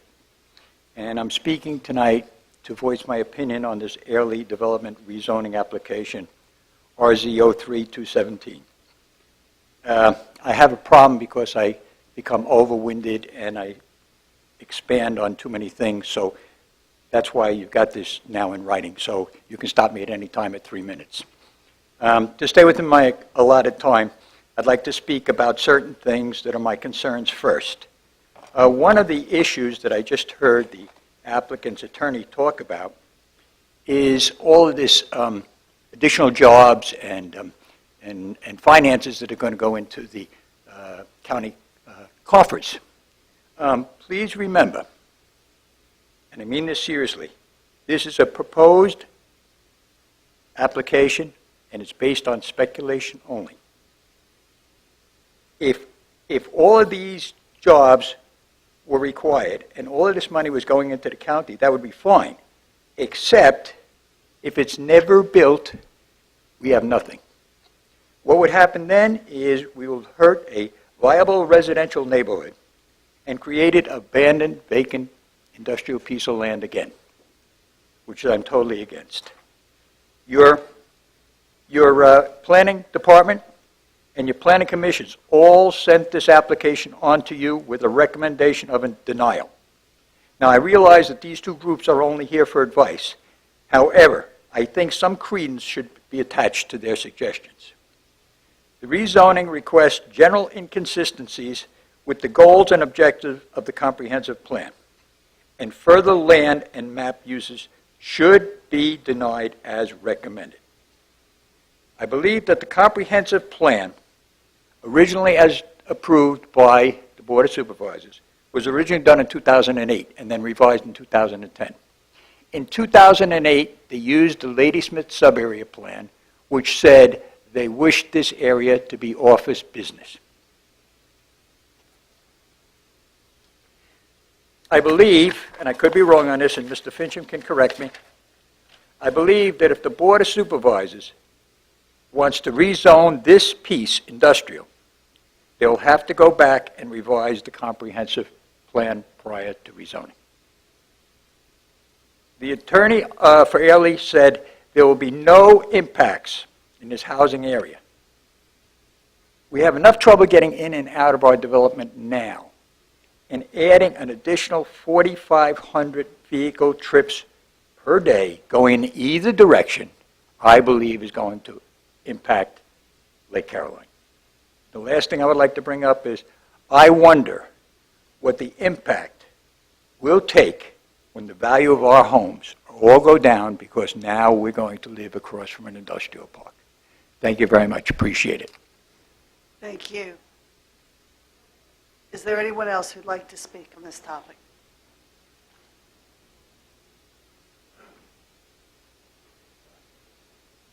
Good evening again. Good evening. Ann Tyree. I live in the Madison District in Lake Caroline. I am very much opposed to this development for several reasons. The traffic is one of my biggest concerns. I understand that there is a potential proffer of a traffic light outside of Lake Caroline. However, we don't know if that will ever come to be. The developer may offer the money, but VDOT may say it's not needed. I understand our roads are not used to capacity, but on any given day, the traffic can be heavy. There are many times we cannot get out of the subdivision now. We have numerous accidents outside of the subdivision.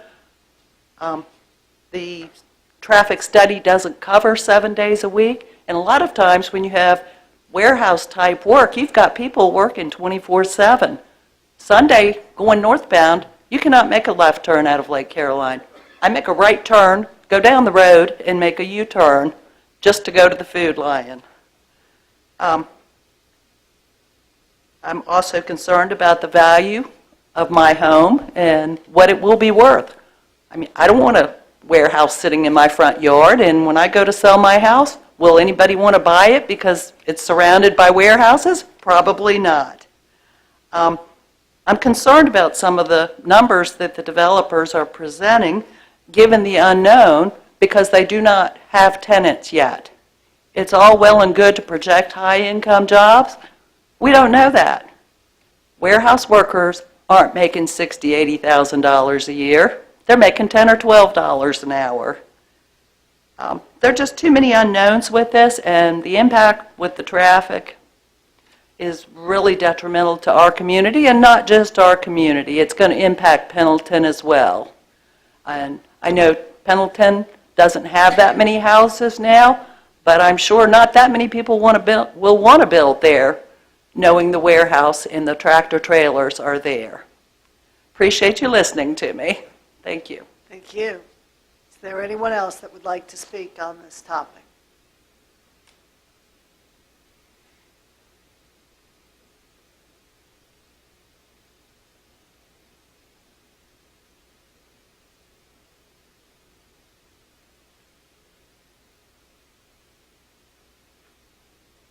Good evening, everybody. Good evening. My name is Gloria Johnson. I'm Chi-Chi, and I'm from the Mattapanai district. I guess y'all tired of seeing me. I don't have statistics. I just have heartfelt things. This was a residential area, and most of the people that around us have families bought the land in the 1950s. Worked long, hard hours for families. Kids playing, growing up.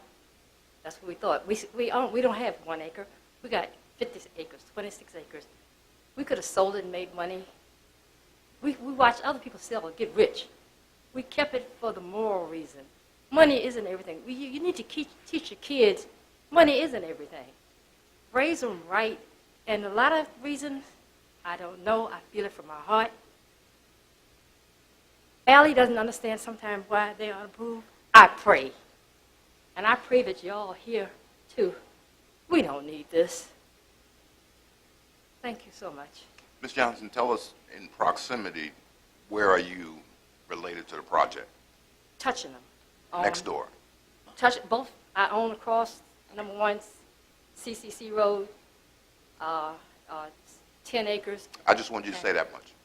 Yeah. So you're next door. Next there, Okay. put the lane you pull off. It's going to be in my mailbox. Thank you.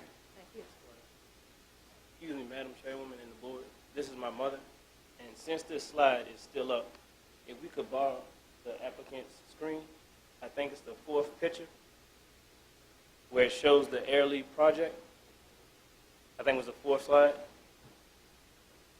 Sorry, my name is Sean Johnson. I'm in the Reedy Church district, but I live with my mother in the Mattapanai district. If you see I don't have the pointer, but this angle, where the 3 buildings are, that butts up to my mother's property. You're in the middle. So that's, those little things, those are houses. That's number 1 highway. You turn off number 1 highway That's me. into my mother's driveway.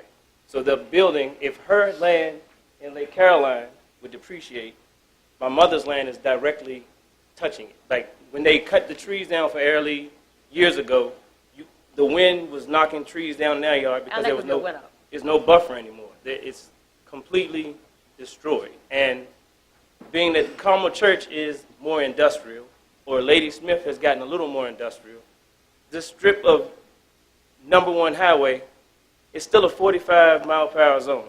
If there's an accident on 95, you can't get out of your driveway. Number 1, north or south, you can't even get out of your driveway now, today, if there's an accident on 95, because the traffic comes from 95 to number 1. So if this was built, it would be even worse. The turning lanes would come all the way down in front of their driveway. So her driveway would now become a turning lane. You probably use a turning lane to get into her driveway. I don't know. And to be honest, technically that space, like she said, my grandfather bought it in 1954. She's already 65. So You didn't have to tell her age. ask my mom, I can say. You said 45. Okay, thank you. 65. I'm 38, so if it's my turn to get that, if I'm supposed to inherit this, I'm inheriting what? Headache. Like, it's no value for me anymore. And this is Caroline County, not Caroline City. Let the city stay north and south of us. Let this be county. That's me. And this is just from the heart. My daddy had a 3rd grade education. Worked hard. Ford Clara Smith. Y'all know who she is. Or was. Because she didn't want this property to be out. That's what, I didn't sell, I could have sold, do you call me at night trying to buy this? I don't sell it. Thank you so much. Thank you. Thank you. Thank you, Ms. Johnson. Is there anyone that would else who would like to speak on this issue? Is there anyone else who would like to speak? Is there anyone else who would like to speak? Not, I am closing public comment period. Whoop, yes.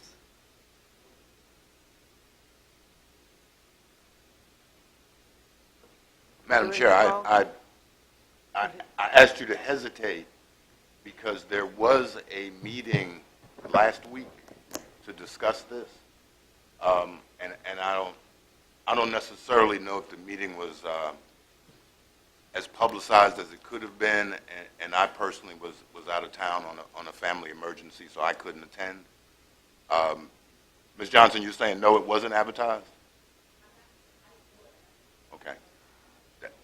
And I was trying to, when I got back, I was trying to communicate with Mr. Fincham of how, since we'd already advertised, we could possibly give the applicant another opportunity to explain the project to the surrounding neighborhoods and things they might do to mitigate that particular, issue.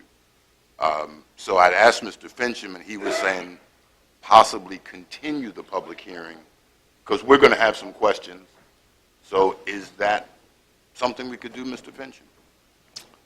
Anticipating that question, I asked the county attorney that same question earlier today about continuing, about accepting proffers. And I'll let Ben explain it. But in theory, yes, you can modify or accept proffers subject to certain conditions after the public hearing while the public hearing is open. Well, right, but what Mr. Thomas explained was a little different from what we had talked about. Because you're not talking about referring it back to the Planning Commission. No. I'm asking what we have done before is to continue our public hearing to allow additional comment and then actually allow folks like Mrs. Johnson to speak directly to the applicant to express her concern. Can I make a suggestion?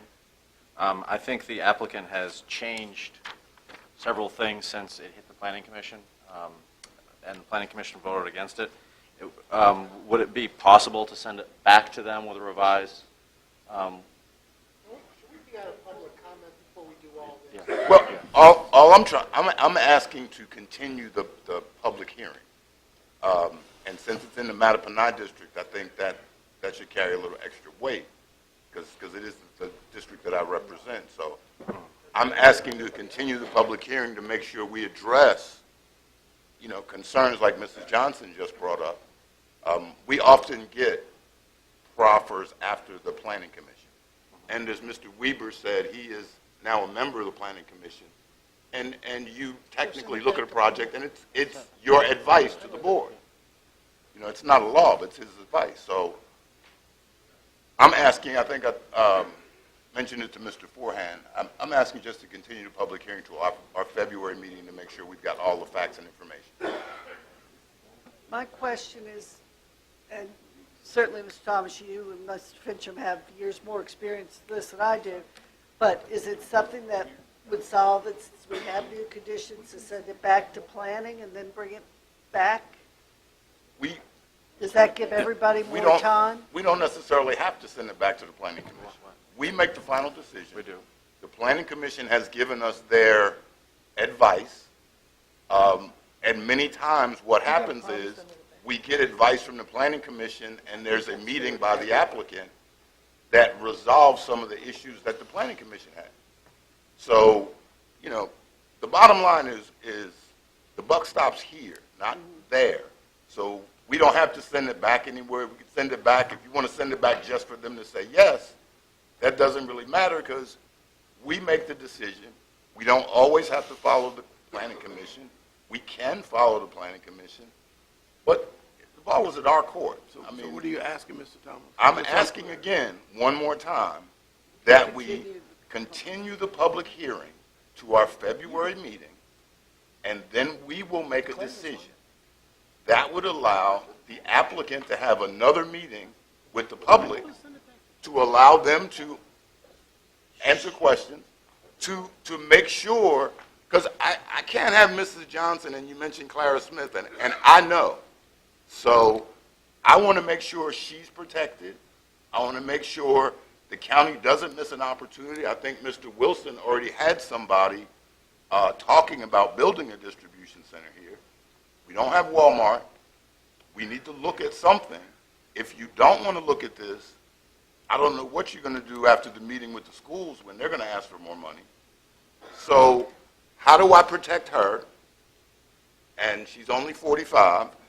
She's got plenty of time. I want to make sure all of those things are corrected. So all I need to do is make a motion to continue the public hearing. Right, And that's what I'm doing. Should you make a motion? I'm making a motion to, I had to explain it to you first. I'm making a motion to continue the public hearing. I'll second it. And I have a motion and a second To our February, we only have one meeting in February, to our February meeting. to continue Is that enough the time? public hearing to Is our that enough meeting time? on February the 13th. Well, Mr. Fincham, do you have, before I ask for a vote, do you have any comments on this? No, ma'am. You've got that grin on your face. No, You can. I'm good. Ms. Long? Yes, Mr. Black. Here's the thing, and I don't disagree with Mr. Thomas. I think this project could potentially be very good for Caroline. But we got this on Thursday night to look at. And I'm sorry, but I can't look at this and make a decision that's huge for Caroline County in 4 days. I can't do it. I don't believe the Planning Commission had all the information when they made the decision. I would like to send it back to planning with the applicant's changes to see what happens from there. I would like to get as much time for me as possible to make this decision. This is one of the biggest decisions we've had to make, and it's huge. So my recommendation, and I'd like to make, I guess, a secondary motion to send it back to planning. We need to vote on the motion that's on You the need to. floor. All right. So I have. I would, just before we, because we're in discussion, I would like to also send this back to planning, just to have the time, because I was shocked when this showed up in the board packet. I didn't know this was coming. I just need time to assimilate all of this. I've had some phone calls from adjacent property owners that aren't even, they're on the backside of this, and not that they don't want it, they just don't know what it is or what it means. I would like to be able to solve those, talk about those issues with those folks, and I think going back to planning would give us a good, clean opportunity to look at everything. That's fine. That's sort of where I'm at. Madam Chairman, call for a vote. Well, does the sending it back to planning, does that accomplish your needs as well? it accomplishes nothing. I mean, we're going to make the decision. The Planning Commission looked at it. No, as far as Now, as far as giving everyone enough time, maybe since we have 2 weeks before or 3 weeks before February, maybe we make it March, the first meeting in March, and that gives them plenty of time. But I don't necessarily think it's in the best interest of anyone to send it back to the Planning Commission, have them look at, again, when we are going to make the decision and we've got the information. Mr. Black probably is right for him. He didn't have time to read it. Somebody else may have. If that's an issue, I would amend my motion to say the first meeting in March. But to go back to the Planning Commission is a waste of time for them and for us. They should have enough other things to be doing rather than redoing something that they've already done. Any other discussion? Well, Madam Chairman, if Mr. Thomas amends his first motion, then I would amend my second of that motion. So we will say the March meeting to give the board members time to review it, or if the board member wants to talk to their Planning Commission member, they would have plenty of time. So I would call a question, Madam Chair, and we'll go from there. I have amended motion to move the date to the March meeting, To our first meeting in March. For first meeting in March. And the date is March 13th. Do all in favor say aye? Aye. Aye. Now, we're continuing the public hearing. We are continuing, the motion is to continue the public hearing until March 13th. I need a roll call vote. Mr. Thomas? Mr. Black? I'm voting nay, and just the only reason why I'm voting nay is not because I'm necessarily against the project. I think it would be only right for them to go back to it since it's been changed. I trust my planning commission person, that's why I'm voting. Thank you. Nay. Mr. Seeley? Aye. Mr. Underwood? Aye. Mr. Forehand? Aye. And I vote aye. Do I have to, now close, I can't close it. What about the public comments, though? They stay open and we do it again. All right, okay.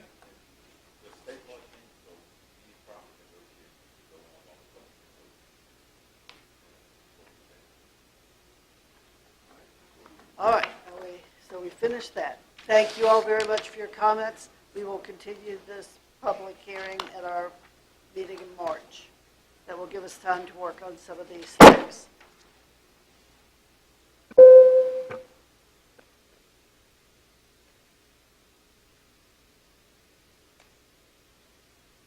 Now we'll move on to unfinished business, which is the first reading of the proposed amendment to the Code of Caroline to allow personal property tax. Yes.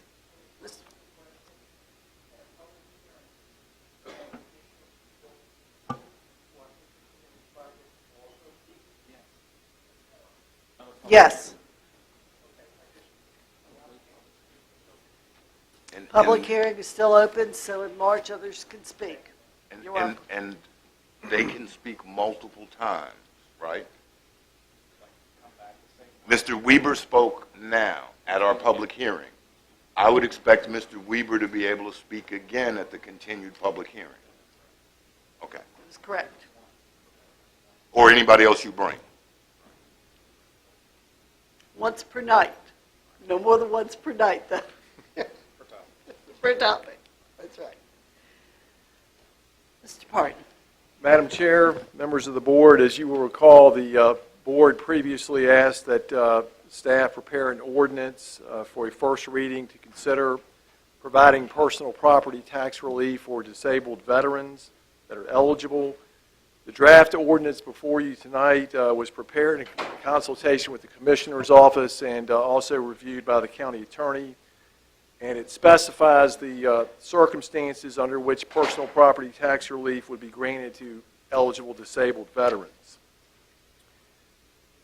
The ordinance stipulates that to be eligible for personal property tax relief, a veteran must, 1, have lost or lost the use of one or both legs or an arm or a hand, or 2, be blind as defined in Section 46.2-100 of the Code of Virginia, or be permanently or totally disabled as certified by the Department of Veterans Affairs. And finally, the veteran must provide a written statement to the Commissioner's Office from the Department of Veterans Services that the veteran has been designated or classified as meeting one of the requirements I just mentioned, and that the disability is service connected.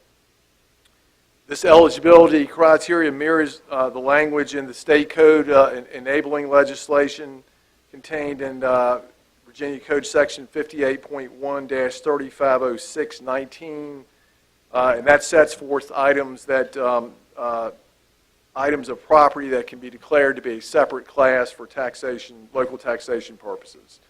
Now, the ordinance as proposed, it proposes 50% tax relief, not 100%, 50% on one motor vehicle owned and regularly used by the eligible disabled veteran. All other vehicles that are owned by the veteran and regularly used would be taxed under the normal rate. Since the last discussion with the board, the Commissioner's Office has had an opportunity to drill down deeper into projecting the revenue impact to the county. They've had some discussions with the Department of Veterans Affairs, and I will let Mr. Bassoon address the revised numbers. But safe to say that the numbers are significantly higher than the projected revenue that would be lost that we talked about before. And I do want to say that the numbers that Mr. Bassoon will talk about, they're the maximum possible based on the eligibility numbers that the Veterans Affairs have indicated are available in Caroline County. So with that, and the actual revenue loss is likely to be smaller. I can't tell you how much smaller, but we're giving you a maximum. And with that, the purpose tonight is to walk through the ordinance, have the board let staff know whether there are any changes and determine whether to advance it to a second hearing, public hearing and second reading. With that, I'll ask Mr. Bassoon to talk about the revenue projections. Good evening, Madam Chair, board, and staff. Upon request, and given some more time, we were able to get with proper contacts down at Veterans Affairs to come up with some numbers to better provide to this board for reasons of study only. In doing so, we were able to get some numbers that reflect the three other situations or instances relating to the code. The first one, about the $77,000 to $80,000 projection, was based on our current 100% totally and permanently disabled veterans in the real estate program. Upon discovery with VA, we have 95 applicants and only 89 of those have vehicles. And what staff did was take an average of the highest valued car in the account and came up with this number, and then we additionally got the disabled vet plates that were available through DMV, and that's how we came to the 77, 80,000 number. In working with Carrie Ann down at VA, they were able to come up with the other classes, and these other numbers are solely based on their numbers of the actual citizens that are recognized by VA living in Caroline County. The number that you see third line up from the bottom, okay. They didn't.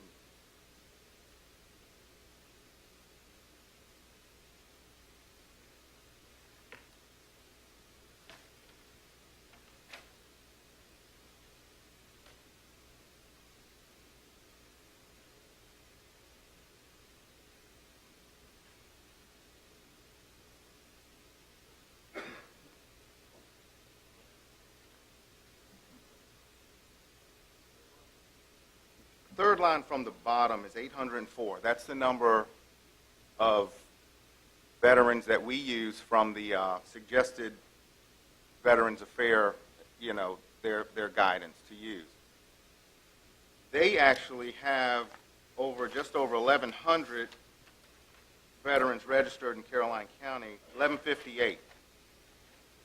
The ones eligible for this ordinance in other localities were 30% and up disabilities. They suggested that we do not use 30% lower because most of those wouldn't qualify for this particular code. So in saying all this, the number jumped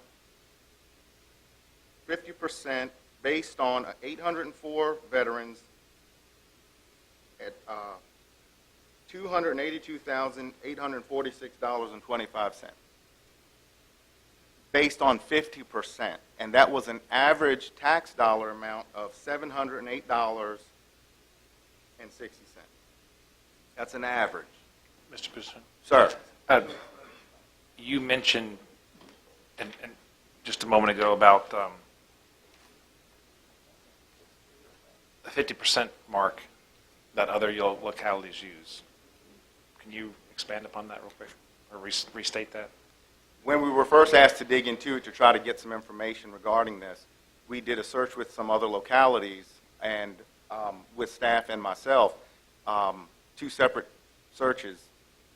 Traditionally, they would start at 50%. Some localities start at 100%. It's just a benchmark to start from. The code doesn't specify where you need to start or what you need to do. Right, You know. I misheard. I was thinking you were mentioning that the percent disability was 50%. Oh, no, but sir, no, not sir. the- No, okay. this number I is... misheard it.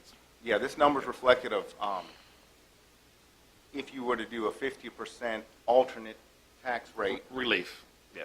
for, 50% of the normal rate. They call it an alternative, not deferred or anything like that. It's an alternative rate for this program. So you're saying at 50%, the rate we're proposing, the county would lose $282,000 in revenue, and that's your worst case, is what That you're is saying? absolute worst case. And let me just read a small statement from the gentleman at Veterans Affairs.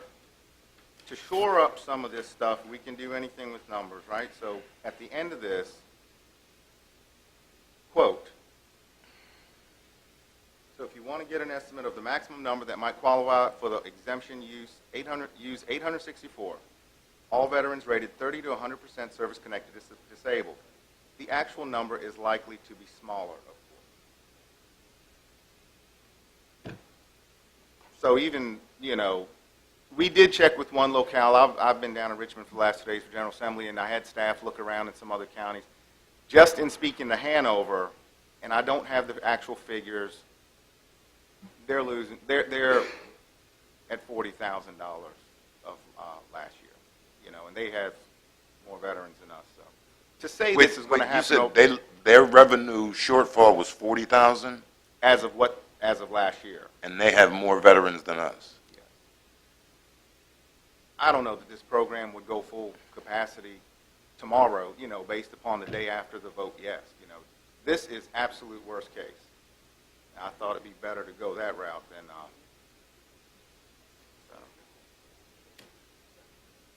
But in saying that, regardless of other counties, this number is from VA for Caroline specific. So these are our numbers, you know, so. Is it possible, Mark, because, you know, we're doing something new, we need to have some idea of how it works somewhere else. Is it possible to have these same numbers for Hanover? Because you said if Hanover is losing $40,000 a year in revenue. Currently. Currently. I mean, I think, well, I would think the county would be, or the board would say yes to supporting our disabled veterans to the tune of $40,000. Yes, sir. But if Hanover has only $40,000 worth of veterans, then we're looking at the 282. So is it possible to compare what Hanover got based on your spreadsheet? Well, what we were going to do was try to get what several locations were doing, so we can continue that study and see where it's at, see where they are, you know, see what their averages are for the other localities. Again, everyone in Caroline may rush through the front door to do it, but in here in Hanover, they may not have that. I don't know, but yes, we can search with the other, check with the other counties to find out. Since I was the one that got called by the veteran and pushed this, I know one person is going to rush to the door and do it. So I know him too. There may be a few more, but Mr. Bassoon? Mr. Bassoon? Supervisor Thomas, let me check in to see if we can get the actual numbers from Hanover, confidentiality-wise and all that. I can check with the VA again, and I'll reach out to Scott Harris in Hanover, the commissioner there, and see if we can get the apples-to-apples numbers. yeah, we don't want any names or anything Yeah, like yeah. that. We just want a fair comparison to what we have and share ours with them. Yep. We'll be. Say, this is what we have. Can you match up what you have? Maybe they can do it without even us seeing it. We'll start that inquiry tomorrow. Mr. Sir. Forehand. The fourth line down, it says, total number of identified citizens within Carolina that have a 30% or more disability. It's not difficult to get to 30% if you're a lifer in the military. It is a measure different to get to 100%. Yeah. And as I understand it, this would only apply if you were 100% disabled or you've lost a hand, an arm, a leg, something like that. Is that an accurate statement? I may have Mr. Emerson chime in on that. You have to be defined by the VA as totally disabled. Correct. We have nothing to do with that. Oh, I VA know, says you're totally disabled. But I'm going on their system. Because I have people I'd have to look that I into it. work with that are, have a 40% disability from their service. Yeah. But they wouldn't apply, as I understand it. I mean, they wouldn't qualify because I'll have to they're check. not 100%. I'll have to do some research and really I would see what think that we language. consider Yeah, that's what the state reflects. code says it has to be. I mean, this just says that there's 864 that have at least a 30% disability in Caroline. Well, no, this is just saying the percent disability. All right, so my understanding is, my question is, we're not sure if there are different percentages, and if we could raise that percentage of disability up, or how the veterans classify disabilities, because I don't know enough about how the veterans do that. And there's always those people that you look at that you think should be or shouldn't be that are classified differently. So I I have to think we need apologize. some more, I think we need to do a little bit more research as to how classifications come and get Mr. Thomas's, the data that he suggested, and maybe from some other counties. Yeah, other Stafford counties. does it. It's possibly in Stafford, whoever does it. Well, we can reach out. Was it Greene County is the one that we kind of mirrored, so we can reach out to them as well. Thank you. I might even get the young lady down at Veterans Affairs who's in charge of this particular program with policies and so forth to come down and maybe just give a brief statement as to how they come up with these percentages and different things, and let her speak on it. If y'all want that. Yeah. Madam Chair, can we continue this first reading to the first meeting or the meeting in February? Too soon? March? To the first meeting in March? It's fine with me. Does anyone have any objections to continuing this discussion to the next meeting? No, first meeting in March. First meeting in March.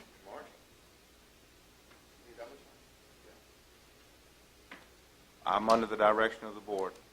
I'll work as fast as you ask. I'm just trying to get everything so that we can get it together. I think the first meeting in March is probably fair. I'm making a motion. Second. I have a motion and a second to move this to the March meeting, continue it to the March meeting. All in favor, say aye. Aye. All opposed? So moved. Thank you.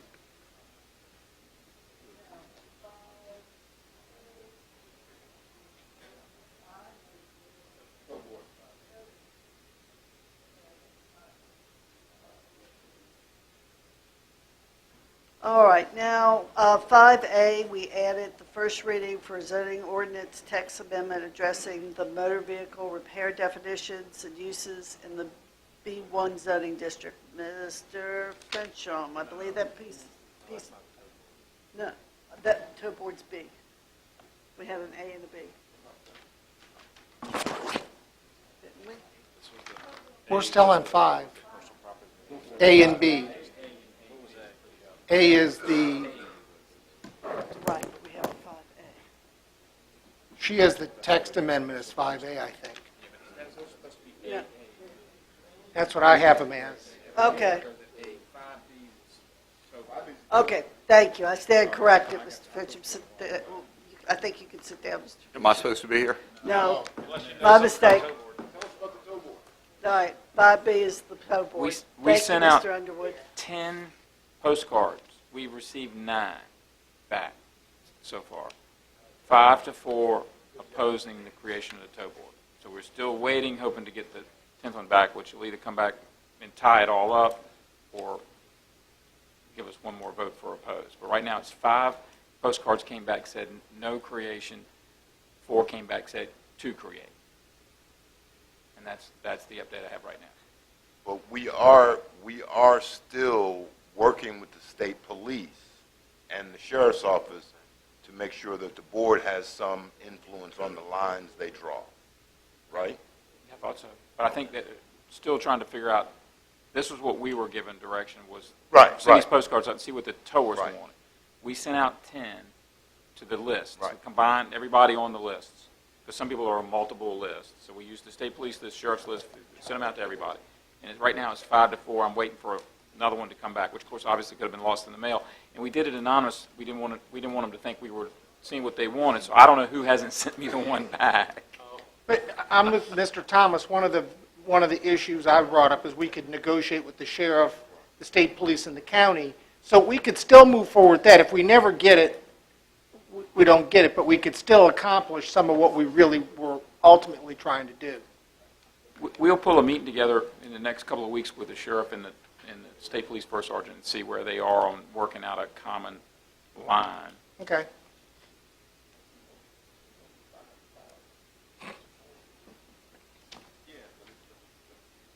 I think the biggest thing in the tow board from what we were hearing was to make sure the lines were The same. similar so we didn't kill any one or two particular businesses.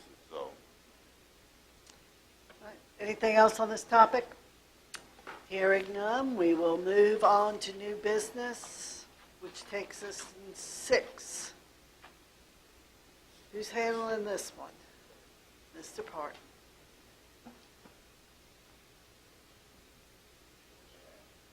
I drew the short straw.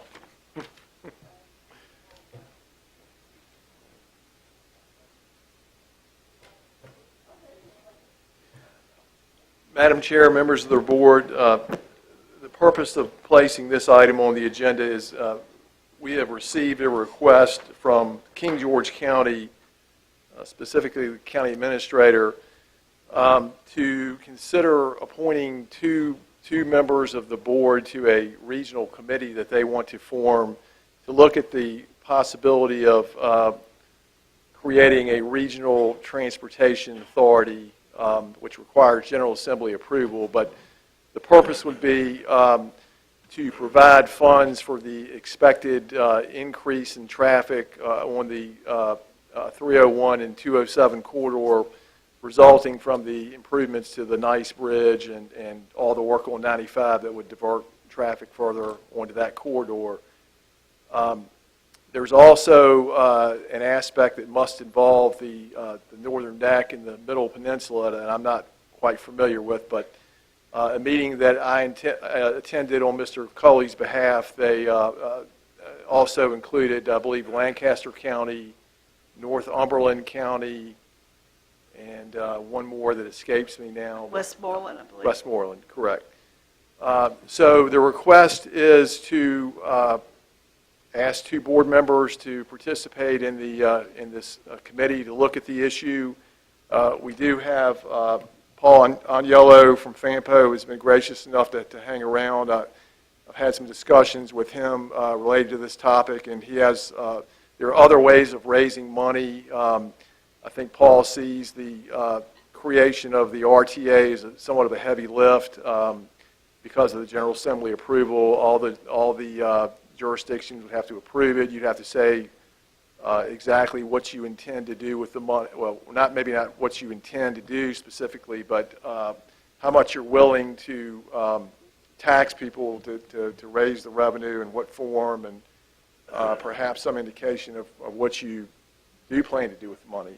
Paul can address that better, but the issue before you tonight is the appointment of 2 members as requested by King George. And this is for a working committee to discuss this topic? Yes. Okay. you mean a working committee or an MPO? It would be a committee to look at the possible creation of the RTA, is my understanding. The RTA is the same as the MPO. Is that? Paul? Sorry about that. We need you up here. Yeah.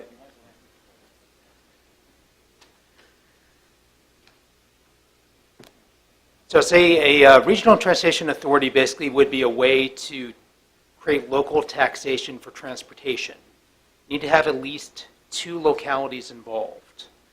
One of the reasons why King George is basically looking east and south is right now they don't have a partner to the west. The city is interested, Stafford is undecided. So they can't join FAMPO jurisdictions at present. Spotsylvania is against. So they're looking to see if there is support, basically in the Northern Neck or in Caroline, to join them. I'll say it's exploratory. They haven't decided to do this. They're just looking at all their options. I'll say they are considering other options other than a RTA. Basically, what they're facing is similar to what Caroline is facing, that the new Nice Bridge is going to be completed around 2023. VDOT is doing a study that is calling for significant improvements to 301 and 207, probably on the order of a couple $100 million. There's not a good way to pay for those improvements. So King George is trying to proactively think of a way to raise revenue to basically pay for some of those improvements. So that's why they're considering this. I'll say I'm just here to basically provide information. I'm not advocating a RTA. I realize that basically if you decided to tax yourself in that way, it would be a heavy lift. It would, as Alan said, require General Assembly approval, which if you wanted to pursue this, basically you would need to have regional consensus. So Caroline, King George, any other localities that would want to do this would have to have resolutions of support in favor. Then you would have to work with the state delegation and basically work with the General Assembly to try to get approval, which is no small task. Happy to take any other questions you might have on this.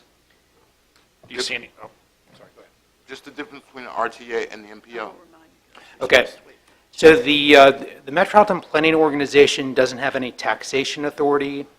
Basically, it receives about $30 million basically in federal funding per year, which members can use for transportation.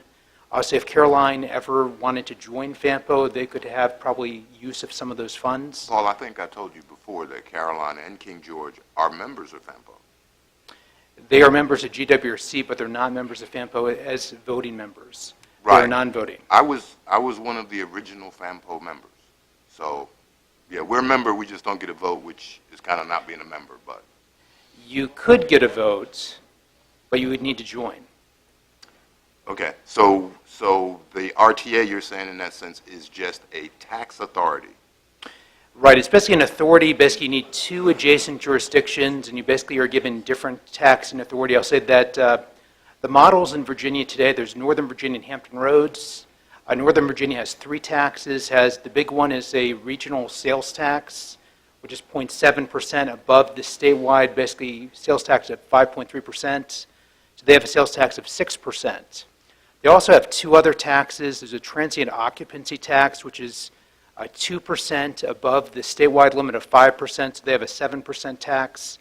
In Northern Virginia, then they have a real estate tax, 15 cents per $100 of on real estate transactions. Hampton Roads, they have the sales tax like Northern Virginia, then they also have a regional motor fuels tax of 2.1%, and that's how they get their money. Mr. Forehand. You see any advantage of pursuing other counties outside of King George and Caroline? If we're addressing the Nice Bridge corridor, then it's kind of irrelevant what they want to do outside of King George and Caroline. Well, I'll say basically if a RTA were to be formed basically in the GWRC region, it would be beneficial to have the big jurisdictions be part of that. Beneficial to who?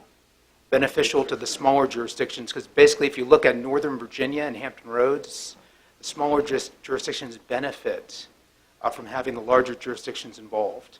Larger jurisdictions in a RTA end up being donors, and the smaller ones end up being recipients in terms of the funding. But at this point, Spotsylvania is against, and Stafford is undecided.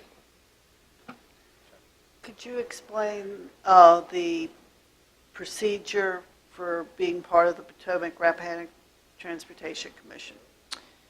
Sure, that's another possibility. So basically, the Potomac-Rappahannock Transportation Commission is a transit agency covering Prince William County and its adjacent cities, as well as the FAMPO jurisdictions. I'll say Stafford City and Spotsylvania and FAMPO are all part of PRTC today. That's the acronym for that agency. PRTC is the parent company of VRE, which is the Virginia Rail Express.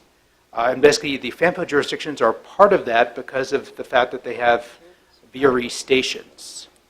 Joining PRTC allows jurisdictions to have a 2.1% regional motor fuels tax in their locality. The general obligations are basically the locality with the tax has to pay their share of VRE, which I'll say basically in the case of Caroline County, you currently have 97 VRE riders. So you would have to pay basically that share to PRTC. But then the funding that is left over after that, you would have available for any potential transportation improvements the county would like to do. Generally speaking, any reasonable transportation improvement is eligible. So any kind of highway improvement, you want to widen a highway, new road, basically an intersection improvement, you could use it for that. You could also use it for transit, either capital or operating if you wanted to use it for that. So there's a lot of flexibility. Basically, it would enable you to become kind of a little RTA. Yeah, but PRTC's already told us they're not interested in us joining 3 years ago. That's not necessarily the And case they wanted today. us to spend $100 million for tracks and improvements for a train station in Caroline, which the 2.1% that we would charge was going to be used to do that.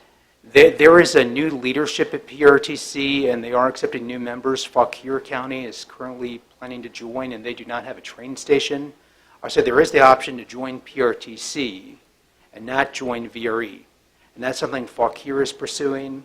I say King George is also looking into the PRTC option. Okay.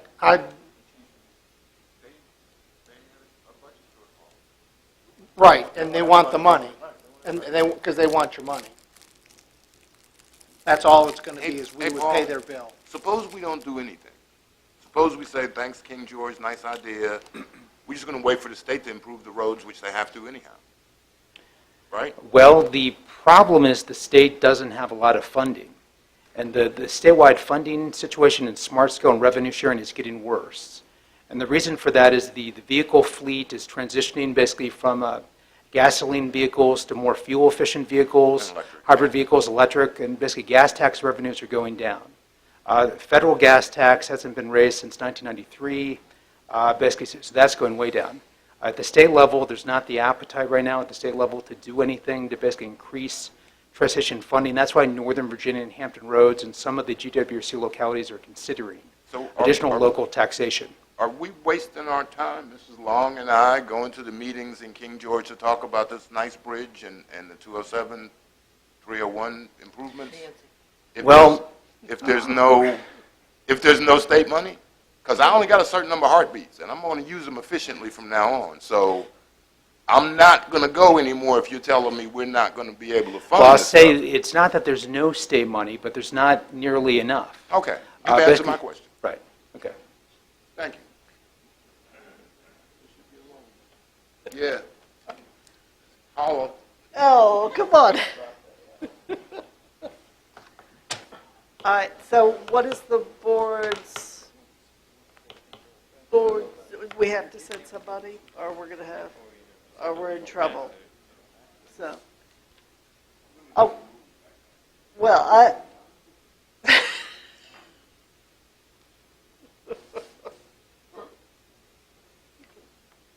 Mr. Underwood and I could go over there. I'll volunteer to go. All right, It's 50% done. Who else? I'll go. I'll go.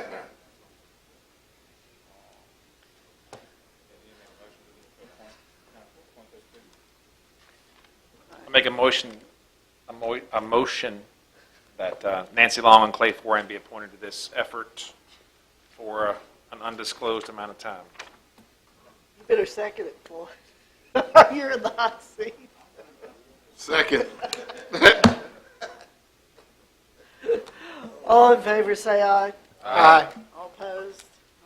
Here we go. So moved. All right, now we are onwards. Thanks, Paul. Thank you so much for staying, Paul.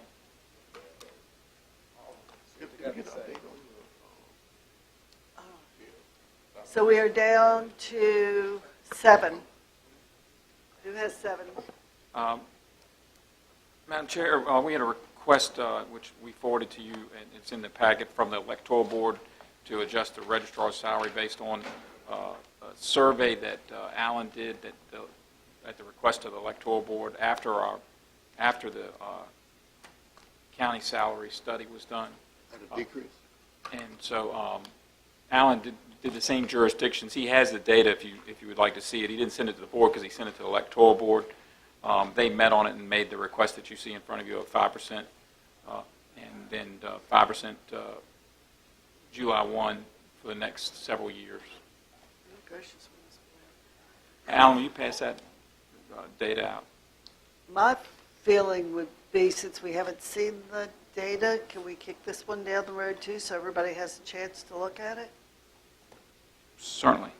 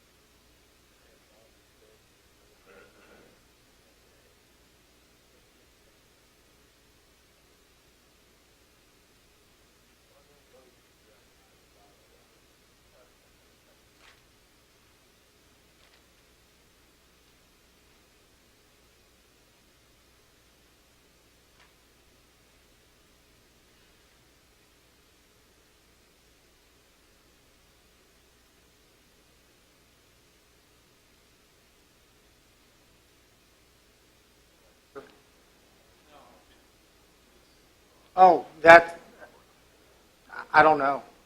Lori Gump is.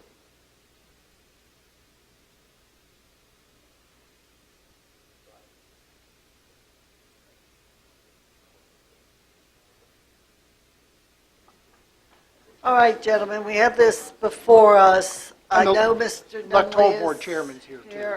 Right, we have, Mr. Nunley's here. If we have any questions of him, what do you all want to do? I know we just sort of got this in front of us. Mr. Parton did. Mr. Parton, do we have any indication on longevity of the people that were represented here? I don't have that information, Mr. Forehand. I can get it. It's just a curiosity, because I know that, well, maybe she's not. The Prince George one's been there for 20-some years, if it's still the same person. So I would expect a higher number there than average. But, I mean, it's the same conversation we have with schools about apples to apples and longevity. It's not only just the role, but it's how long in the role and things like that. But We can pull that information together. yeah, I'm sorry to give you more work. My apologies. It's just, no problem. It's, What we're here it's a for. piece that I automatically default to. Just thank you. We'll pull it together. Any other questions from the board? If not, I'm going to suggest we table this to our next meeting until we get further information. I'm good with table. All right? All right, now we're going to move on to 8. Now, Mr. Fincham, you're up. Sorry about that.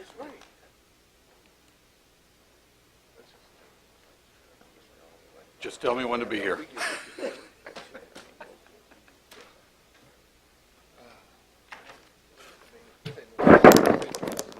Madam Chair, members of the board, your next agenda item is a first reading of TXT 07-2017. This is not a public hearing. It's first reading. Of an ordinance to amend the zoning ordinance of Caroline County by amending Article 4, which is the Rural Preservation District, Section 5.28, Therapeutic Healthcare Facility. The proposed amendment would be to reduce the required minimum parcel size for such a facility, which currently in the ordinance is 50 acres. And the proposed amendment would be to reduce that minimum parcel size to 20 acres. You have a brief staff report related to the application, as well as the ordinance amendment itself, and the attachment, which was referenced earlier, which is simply there to provide you the background as to why this request is before the Board of Supervisors, not taking a position one way or the other on the appropriateness of it. Mr. Fincham, can you take us back to when we negotiated the 50 acres and why we set it at that? Do you recall? Yes, sir. The initial creation of the definition for a therapeutic healthcare facility and the standards for the healthcare facility, the genesis of those amendments was the Remuda Ranch, the eating disorder facility, and the reuse of the old Easter Seals property, and trying to come up with an appropriate use for that property, which had been vacant for a number of years. The idea at the time was it was a creative and appropriate reuse for that facility, but we did not want to open it up to a bunch of smaller parcels in the county and be inundated with a number of unknowns. So the 50-acre minimum parcel size was established by the board to create some minimum threshold for that type of use. Questions? Mr. Forehand? Ms. Becky? With the purchase of 50 acres comes a substantial investment, per se, in the county versus 20, and that's... Yes, and the idea that such facilities might require larger parcels of land. Buffers. For the different programs that might be involved.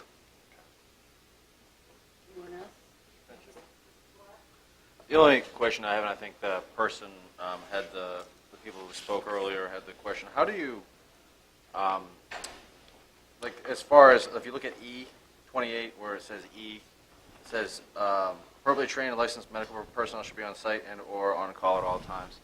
I think that's actually good to be in there, but how do you guarantee that? I mean, that's the only real question I have. As a piggyback on that, is this our definition, or is this being pulled from state code or anything like that? This is the definition that's currently in the ordinance.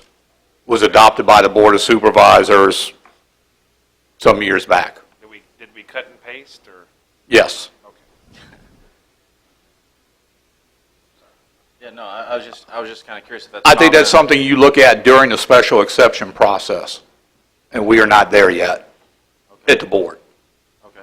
That's a standard that would have to be reviewed by the board during the special exception process. Okay. Mr. Seeley? I'm sorry, Mr. Black, are you done? I'm done. No, my question is, we had a long debate when we did this. I had just come to the board, and 50 acres was, because of the housing requirement, becomes a huge issue in monitoring that, and it becomes an issue that we can't manage. As that time goes on, there's no inspection requirement. We don't have the staff to go out and inspect who's staying there, how long have they been there. You move this to 20 acres, we will have, when we were afraid of this when we did 50, and that's why we had the medical staff actually on site, was to ensure that it was truly a medical facility that was being used and that the housing wasn't turned into just another place for people to rent out, which was really an issue at that time. But Mr. Fincham, my only concern, so even if we were to cut it down to the 20 and we were to approve this, everything would have to still be by special exception, correct? That is correct. So in other words, someone else couldn't just couldn't pop up all over the county. It would have to be something where each individual application would have to come to us on a case-by-case basis, correct? Yes, sir. Every application would come to the board through the planning commission for a decision. Okay. But what would be the advantage of changing it? You've got to have buffers. It's in an area that's only allowed one house per 10 acres. So what type of a therapeutic facility could you have when you put one house and all your buffers? They need more space like that because we have people living there and working in that area and commuting in that area. I just don't see, there has to be a reason you all set it at 50 acres. And I assume that was for security and buffers and space for whoever was getting therapy to receive treatment. And if it is a therapeutic health facility for someone who is licensed, there's going to be some higher standards. I just don't see the need to decrease it. I think we're asking to open up a can of worms if we don't say that whoever is operating this has got to be certified licensed. It's my feeling. My feeling of, Madam Chairman, is 20 acres is still quite a bit of property. And if they qualify under, the special exception permit, then, we have to take them on a case-by-case basis. Mr. Finch? Go ahead. Mr. Finch, this rural preservation, how is it broken out? I know there's one house, one dwelling per 25 acres, and other areas where it's one dwelling per 10 acres. Yeah, it depends on the zoning district, but yes, you're right. The rural preservation is one dwelling unit per 10 acres of land for subdivision purposes. There are provisions in the ordinance that allow other or second dwellings for residential purposes on a parcel of land. Family apartments, for example. Okay, so even under the RP district, there are provisions where you could have a second dwelling. Unconnected, completely separate? Yes. Okay. On your 10-acre parcel. And you're still not in violation of the ordinance regulations. Okay. R1, for example, 1 acre lot size. R5, 5 acre minimum lot size. So you're correct. Depending on the zoning district, there's a minimum lot size for subdivision purposes and dwelling units calculated towards those lots. This particular applicant's in a 1 to 25 area, correct? And this was, presumably the parcel was... The zoning is RP. Subdivided before the 1 to 25... It's a 25-acre parcel, but the actual zoning is RP, which is 1 per 10. Okay. Madam Chair, if I may? Yes, Mr. Thomas, Mr. Fincham, please. didn't we used to have, I forgot what it's called, but wasn't there like a building size to land ratio index we had or something like that? We did that for commercial. There was always a size of the building based... We had discussed floor area ratios at one time for commercial and industrial uses, but, and while it's defined in the ordinance, it never was actually translated into the zoning regulations. Okay, but we did discuss it, you're correct. I was thinking something of this nature, especially with the comments we had from other people. You're going to have significant buffers, and depending upon your structure, there'll be a certain amount of structure per what's left of the acreage. So you could end up with a really small place with a lot of buffers on this 20 acres, or a really big place with no buffers. It really depends on the layout. But that's all part of the SE and site planning.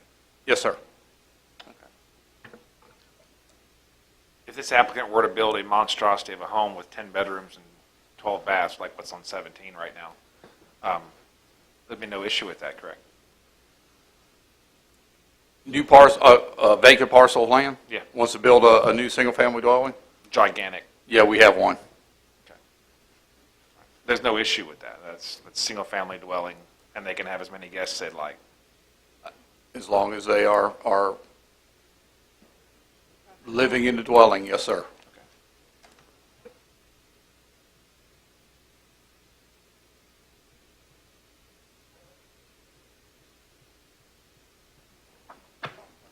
Madam Chairman, I'd like to make a motion to deny TX 07 2017 for the proposed revision of the therapeutic facility change and required change acreage. Do I have a second? I'll second. I have a motion and a second. Any discussion? Is that, We actually haven't had a public hearing yet, so, yeah, I would defer to the county attorney as to how.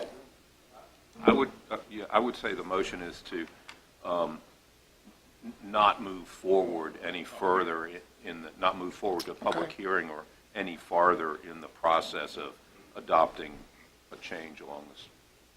I'll withdraw my motion and change it to not move this any further forward in the process. I'll second.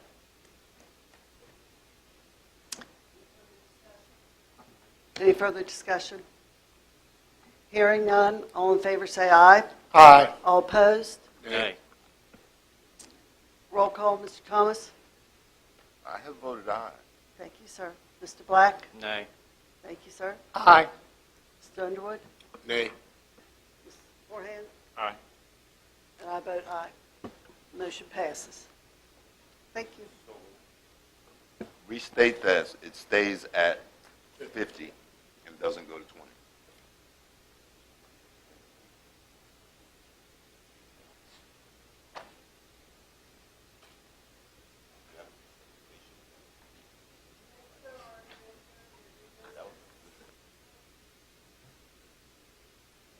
Feel better, Mr. Fincham. I think you're done, aren't you? Pardon? Are you done for the evening? No? I guess you don't get to go Expedited yet. rezoning request is Oh. 8B. Nope. Okay. Chief, I need you to sit down for a second. I forgot we added 8A and 8B. Okay. Sorry.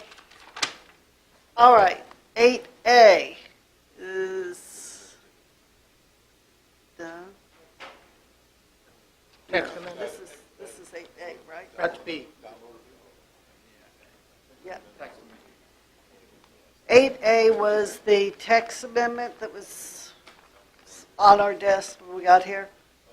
First reading of proposed zoning ordinance text amendment addressing motor vehicle repair definitions and uses in the B1 zoning district. This is the one I tried to do when we talked about your tow board.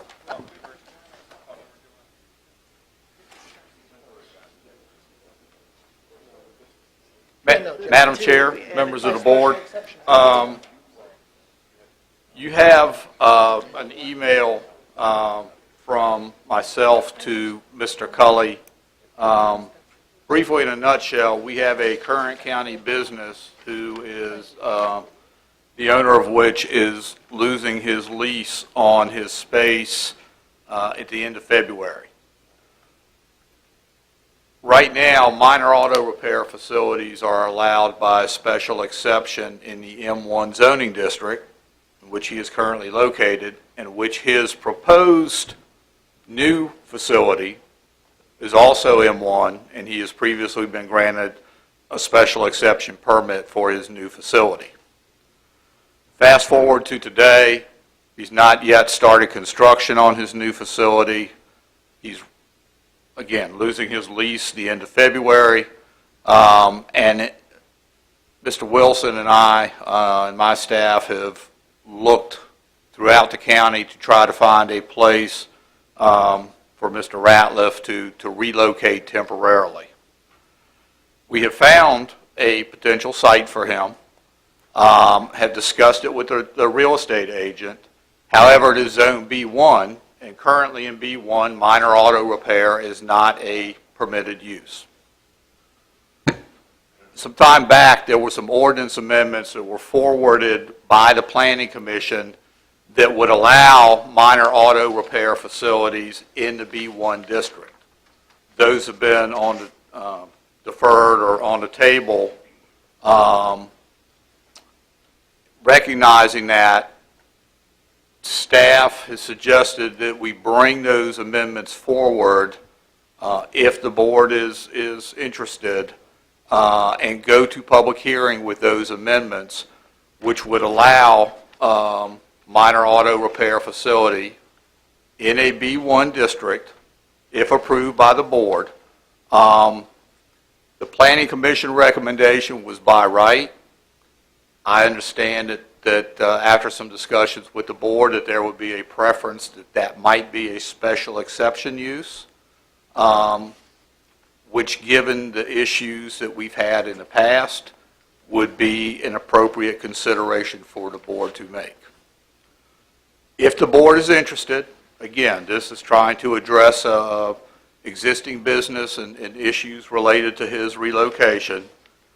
We could hold a public hearing on the text amendments at your February 13th meeting, make the appropriate modifications after the public hearing, if the board does approve this, to allow it by a special exception, which would allow the applicant to apply for his special exception permit and go through the process. And we would try to expedite that as well. Discussion? Mr. Thomas? I think he wants to relocate in the Mattapanai district, and I don't really have a problem. I think the special exception helps protect the county, and I definitely don't want to kill any business that's in the county. So moved. Second. I have a motion and a second. Any discussion? All in favor, say aye. Aye. All opposed? So moved. Thank you, Mr. Finch, before you go, any hang-up on our end with the construction of the new facility? No, actually, we're still waiting building plans. Okay. There have been some issues getting an appropriately designed set of plans. Site plans have been approved. We're still waiting for building plans. Okay. Mr. Finch. We're going to move on to your to 8B, which is your proposed expedited public hearing for rezoning for business to locate in the county. This is at, down in the Dawn area. If approved, the public hearing can be advertised for the February 13th board meeting. Do I have a motion? Madam Chair, I'd make a motion that we approve an expedited hearing for a business in the Reedy Church District. Do I have a second? I'll second. Any discussion? I actually do. I'm just kind of curious, is this part of the process that we go through? I mean, special exceptions are supposed to be, aren't we supposed to go through kind of a process before we, do these expedited public hearings? Absolutely. Okay, so this is one of those that qualifies? Meets all the... I just wanted to make sure. Needed. Okay. Just because it's in a certain district, or? I just wanted to know. I was just curious. All right. Call for the vote. Is there any further discussion? Hearing none, all in favor say aye. Aye. All opposed? We get it back. Yeah, especially the road to nowhere. That's right. All right, Chief, thank you. No, that's just revenge. We don't have any other changes to the agenda, so I'm not going to get lost any other time tonight. Madam Chair, members of the board, good evening. Good evening. Before you tonight, we have a continued discussion of a replacement of our 1993 reserve engine. If you recall, back in November, I came before the board and asked for up to an additional $75,000 to be added toward that project. That was granted by the board, and we continue to investigate used apparatus, about 10 years old, because we wanted to get a 10-year lifespan out of that used truck. What we found is we could not and still cannot find a used truck that is going to meet our needs, that is going to be affordable, and that will carry us another 10 years. So you're $20,000 short? 25, correct. All right, so moved. Second. Thanks, Chief. Great presentation. Good job. Outstanding. No mic. Push the button. All right, we have a motion, a second, and the money. Any discussion? You have a great strategy getting at the end of the agenda. Yeah. Busy night. Yeah, it's a great strategy. I don't get to pick where I go, sir. I'd rather be first. Great presentation, though, Chief. Thank you, sir. Do you have a delivery date on something like this? 6 to 9 months. Wow, okay. For a commercial piece, it's still that long. Still that long. So, It's a good business to be in. And what are we going to do? We have a 1993 paperweight right now, right? we do. Okay. Fort Roll still has theirs. So we are still in this point. You got a big box of flares you can set on fire, right? Oh, Yeah. no, No comment. I've got a place for that. I've got a place for that. You just can't steer it. That's the only problem. I'll just leave it where it is. I got a place for it. All right, I have a motion, I have a second. If we are finished with discussion, all in favor, say aye. Aye. All opposed? So moved. Thank you, Chief. Thank you.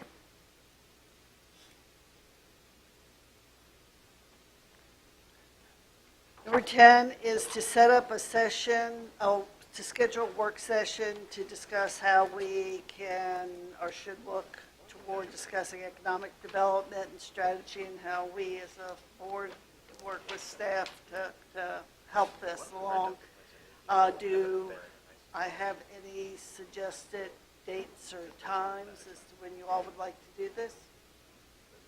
Mr. Cully, I was just kind of wondering if, that, I don't think that lodge is very much at all at AP Hill, the one that has hosts the thing. If maybe, that's really, if you know in advance, I think they would probably work with us for a pretty good price, but maybe host it there. And Get some dates, because it does get used. get some dates on when we could do it. And bring us back to us. And also, if there's, to me, we need to discuss among ourselves, but also people from counties similar in size to us, maybe economic development people, or success stories of what we could possibly do as well. If you could find people, that would be great. You want to invite our competition to the table? Someone, I'm not saying the competition, but someone in the past, like there's people from VACO that have no longer in it, that have in different positions now, that could lead us, that have done it before. All right, yeah, we'll talk to staff and see what we can come up with. And maybe this week, Mr. Black, you and I can get together and talk about some of the other details. So is the board all right with this? We'll bring it back some dates. Okay. That takes us to discussion of the use of a portion of the 217 surplus toward the Lady Smith Road Service Reserve. Madam Chair, members of the board, we had always anticipated when we put the $1.5 million aside out of the surplus from the 16 surplus, that if we had any significant surplus out of 17, we would also try to make a similar type of down payment on the road as it comes due. So we from staff would recommend that you put another $1 million into that reserve. Would get us to almost 50% of what we would owe, which we'll start owing in 19. We didn't include that in the 19. Yeah, 19. Yeah, 3.3. So my goal is hopefully to maybe save enough to get to at least that halfway point by that 19 time frame. Since our initial was to pay for that from Walmart revenue that now we're not going to have, it would just be a direct borrowing to pay the rest of it off. So anything we can put down to lower that, we'll be ahead, right? Until another project's here to help pay for it. How much will go to the general fund? What was the total? It was 1.6, so we'll still have about 600,000 going in the general fund balance over and above what we thought. And remember, we thought we would be down 1.5, 1. So, and part of the general fund balance does provide the ability to pay bills. So one of the reasons you don't want the fund balance to get too low is because you got to borrow money to have cash flow. This reserve money, as far as Beth's concerned, it's still just cash in the bank. So it's still available to use in the monthly cash flow of our big pot of money. Because she just looks at it all as how much do I have in the bank and how much is kind of coming in and how much is going in. Yeah, and for us it's a reserve, which means we've pigeonholed it over here. She still has that cash money, so to speak. It's ultimately got to be there if we need it, and we would certainly work with her that, listen, we got to have this. But we would know, what I'm saying is that we want to keep our general fund balance at 15%. If you've got this reserve over there, it's still helping that 15% percent. So say your general fund was at 13, it's not, but say it got to 13 and you've got a pot of $2.5 million you've reserved for 2 years out to pay something with. That gives you time to recover your fund balance if you need to, if you were to get too low. So it still provides a buffer and an ability to pay bills with if you needed it. We haven't needed it, but Because the big thing in May and November, the months before our tax collection, the county's cash flow is at a low. correct. That money can then Still be be there. used to help with the cash flow, Correct. but is nonetheless designated for something else reserved. Right. It eventually can't be, because eventually you're going to pay a bill with it. Well, as soon as I start paying, it won't be It reserved. won't be reserved anymore, but while it is reserved, it's still just a big pot of cash in our bank account for Beth to use if she needs to, if we were to get low. I mean, is it, do you know if it's currently in a separate investment vehicle to make a higher return? She's responsible for trying to take and look at what she needs in cash and then put stuff in the local government investment pool, the CDs in the bank, however that is. And she may not divide it up based on its reserve. She may say, hey, I've got $5 million I can put in a 6-month thing. I've got this I can put in that, and that's how the treasurer divides up her savings, so to speak. But we are accounting for it just as an accounting thing, that we're putting this money so that we know we're saving it just like you would be in your home account. You're saving for a future bill that you know you're going to have coming due. What's our Go ahead. pers- I'll go ahead and make the motion. I'll make the motion to put $1 million towards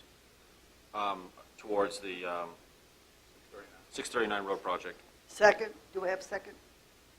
Mr. Underwood? Second. All in favor, say, any discussion? Discussion? Any discussion? We have, as Mr. Cully said, this money is in a separate account, but basically for cash flow. We need to make sure the economic development opportunities that are in that area come to fruition quickly, because we can get out for $500,000 now, or we can invest $7 million and still have an issue. Okay? Any other discussion? Any other discussion? All right. All in favor, say aye. Aye. All opposed? So moved. All right, informational calendar. We have, remind you that Friday night is the community leaders reception at AP Hill Lodge, the very place that Mr. Black was talking about. 6 o'clock at Bowling Green Town Hall. We do have the Fire Rescue Awards Banquet, which was mentioned earlier. Our next event is VACO Legislative Day, and that's Thursday, February 8th. And our board meeting is 6 o'clock on the 13th of February, and that's about all we had shown so far. This is not on Valentine's Day. Mr. Cully, what are the vacation days for the county on President's Day? Is there Oh, any that's day? yes, that would be the 19th.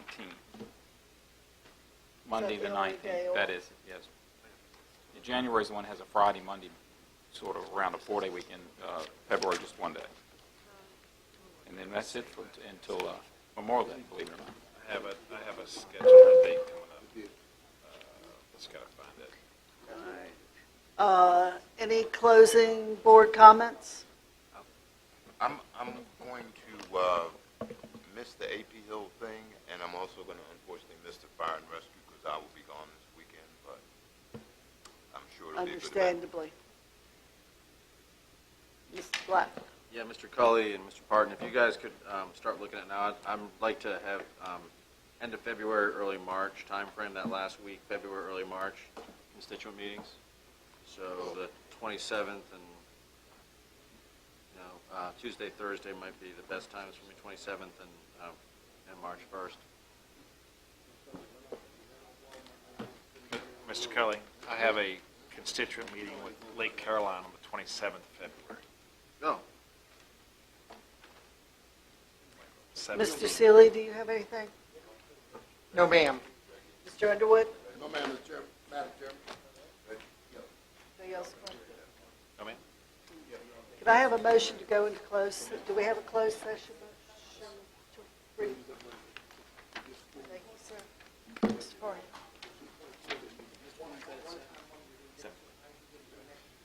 I move that this board convene in closed session pursuant to the personnel exemption of sections 2.2-3711.A.1 of the Code of Virginia to conduct the annual performance review of the county administrator.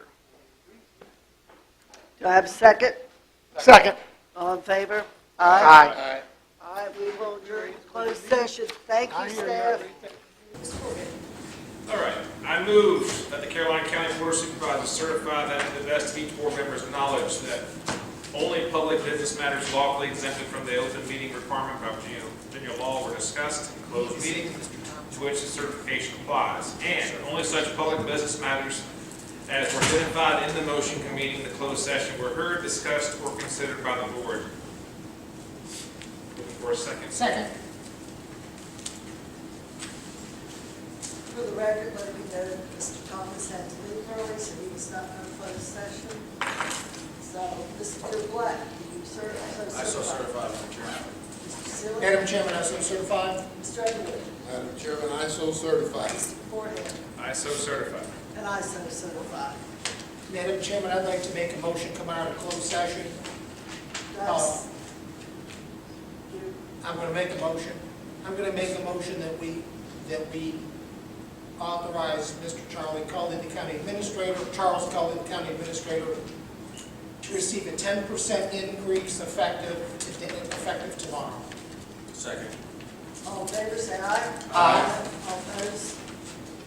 Thank you for. I make a motion to adjourn. Second. 2 seconds. All right. Wait a minute, on the adjournment. Mr. Black. Mr. Black.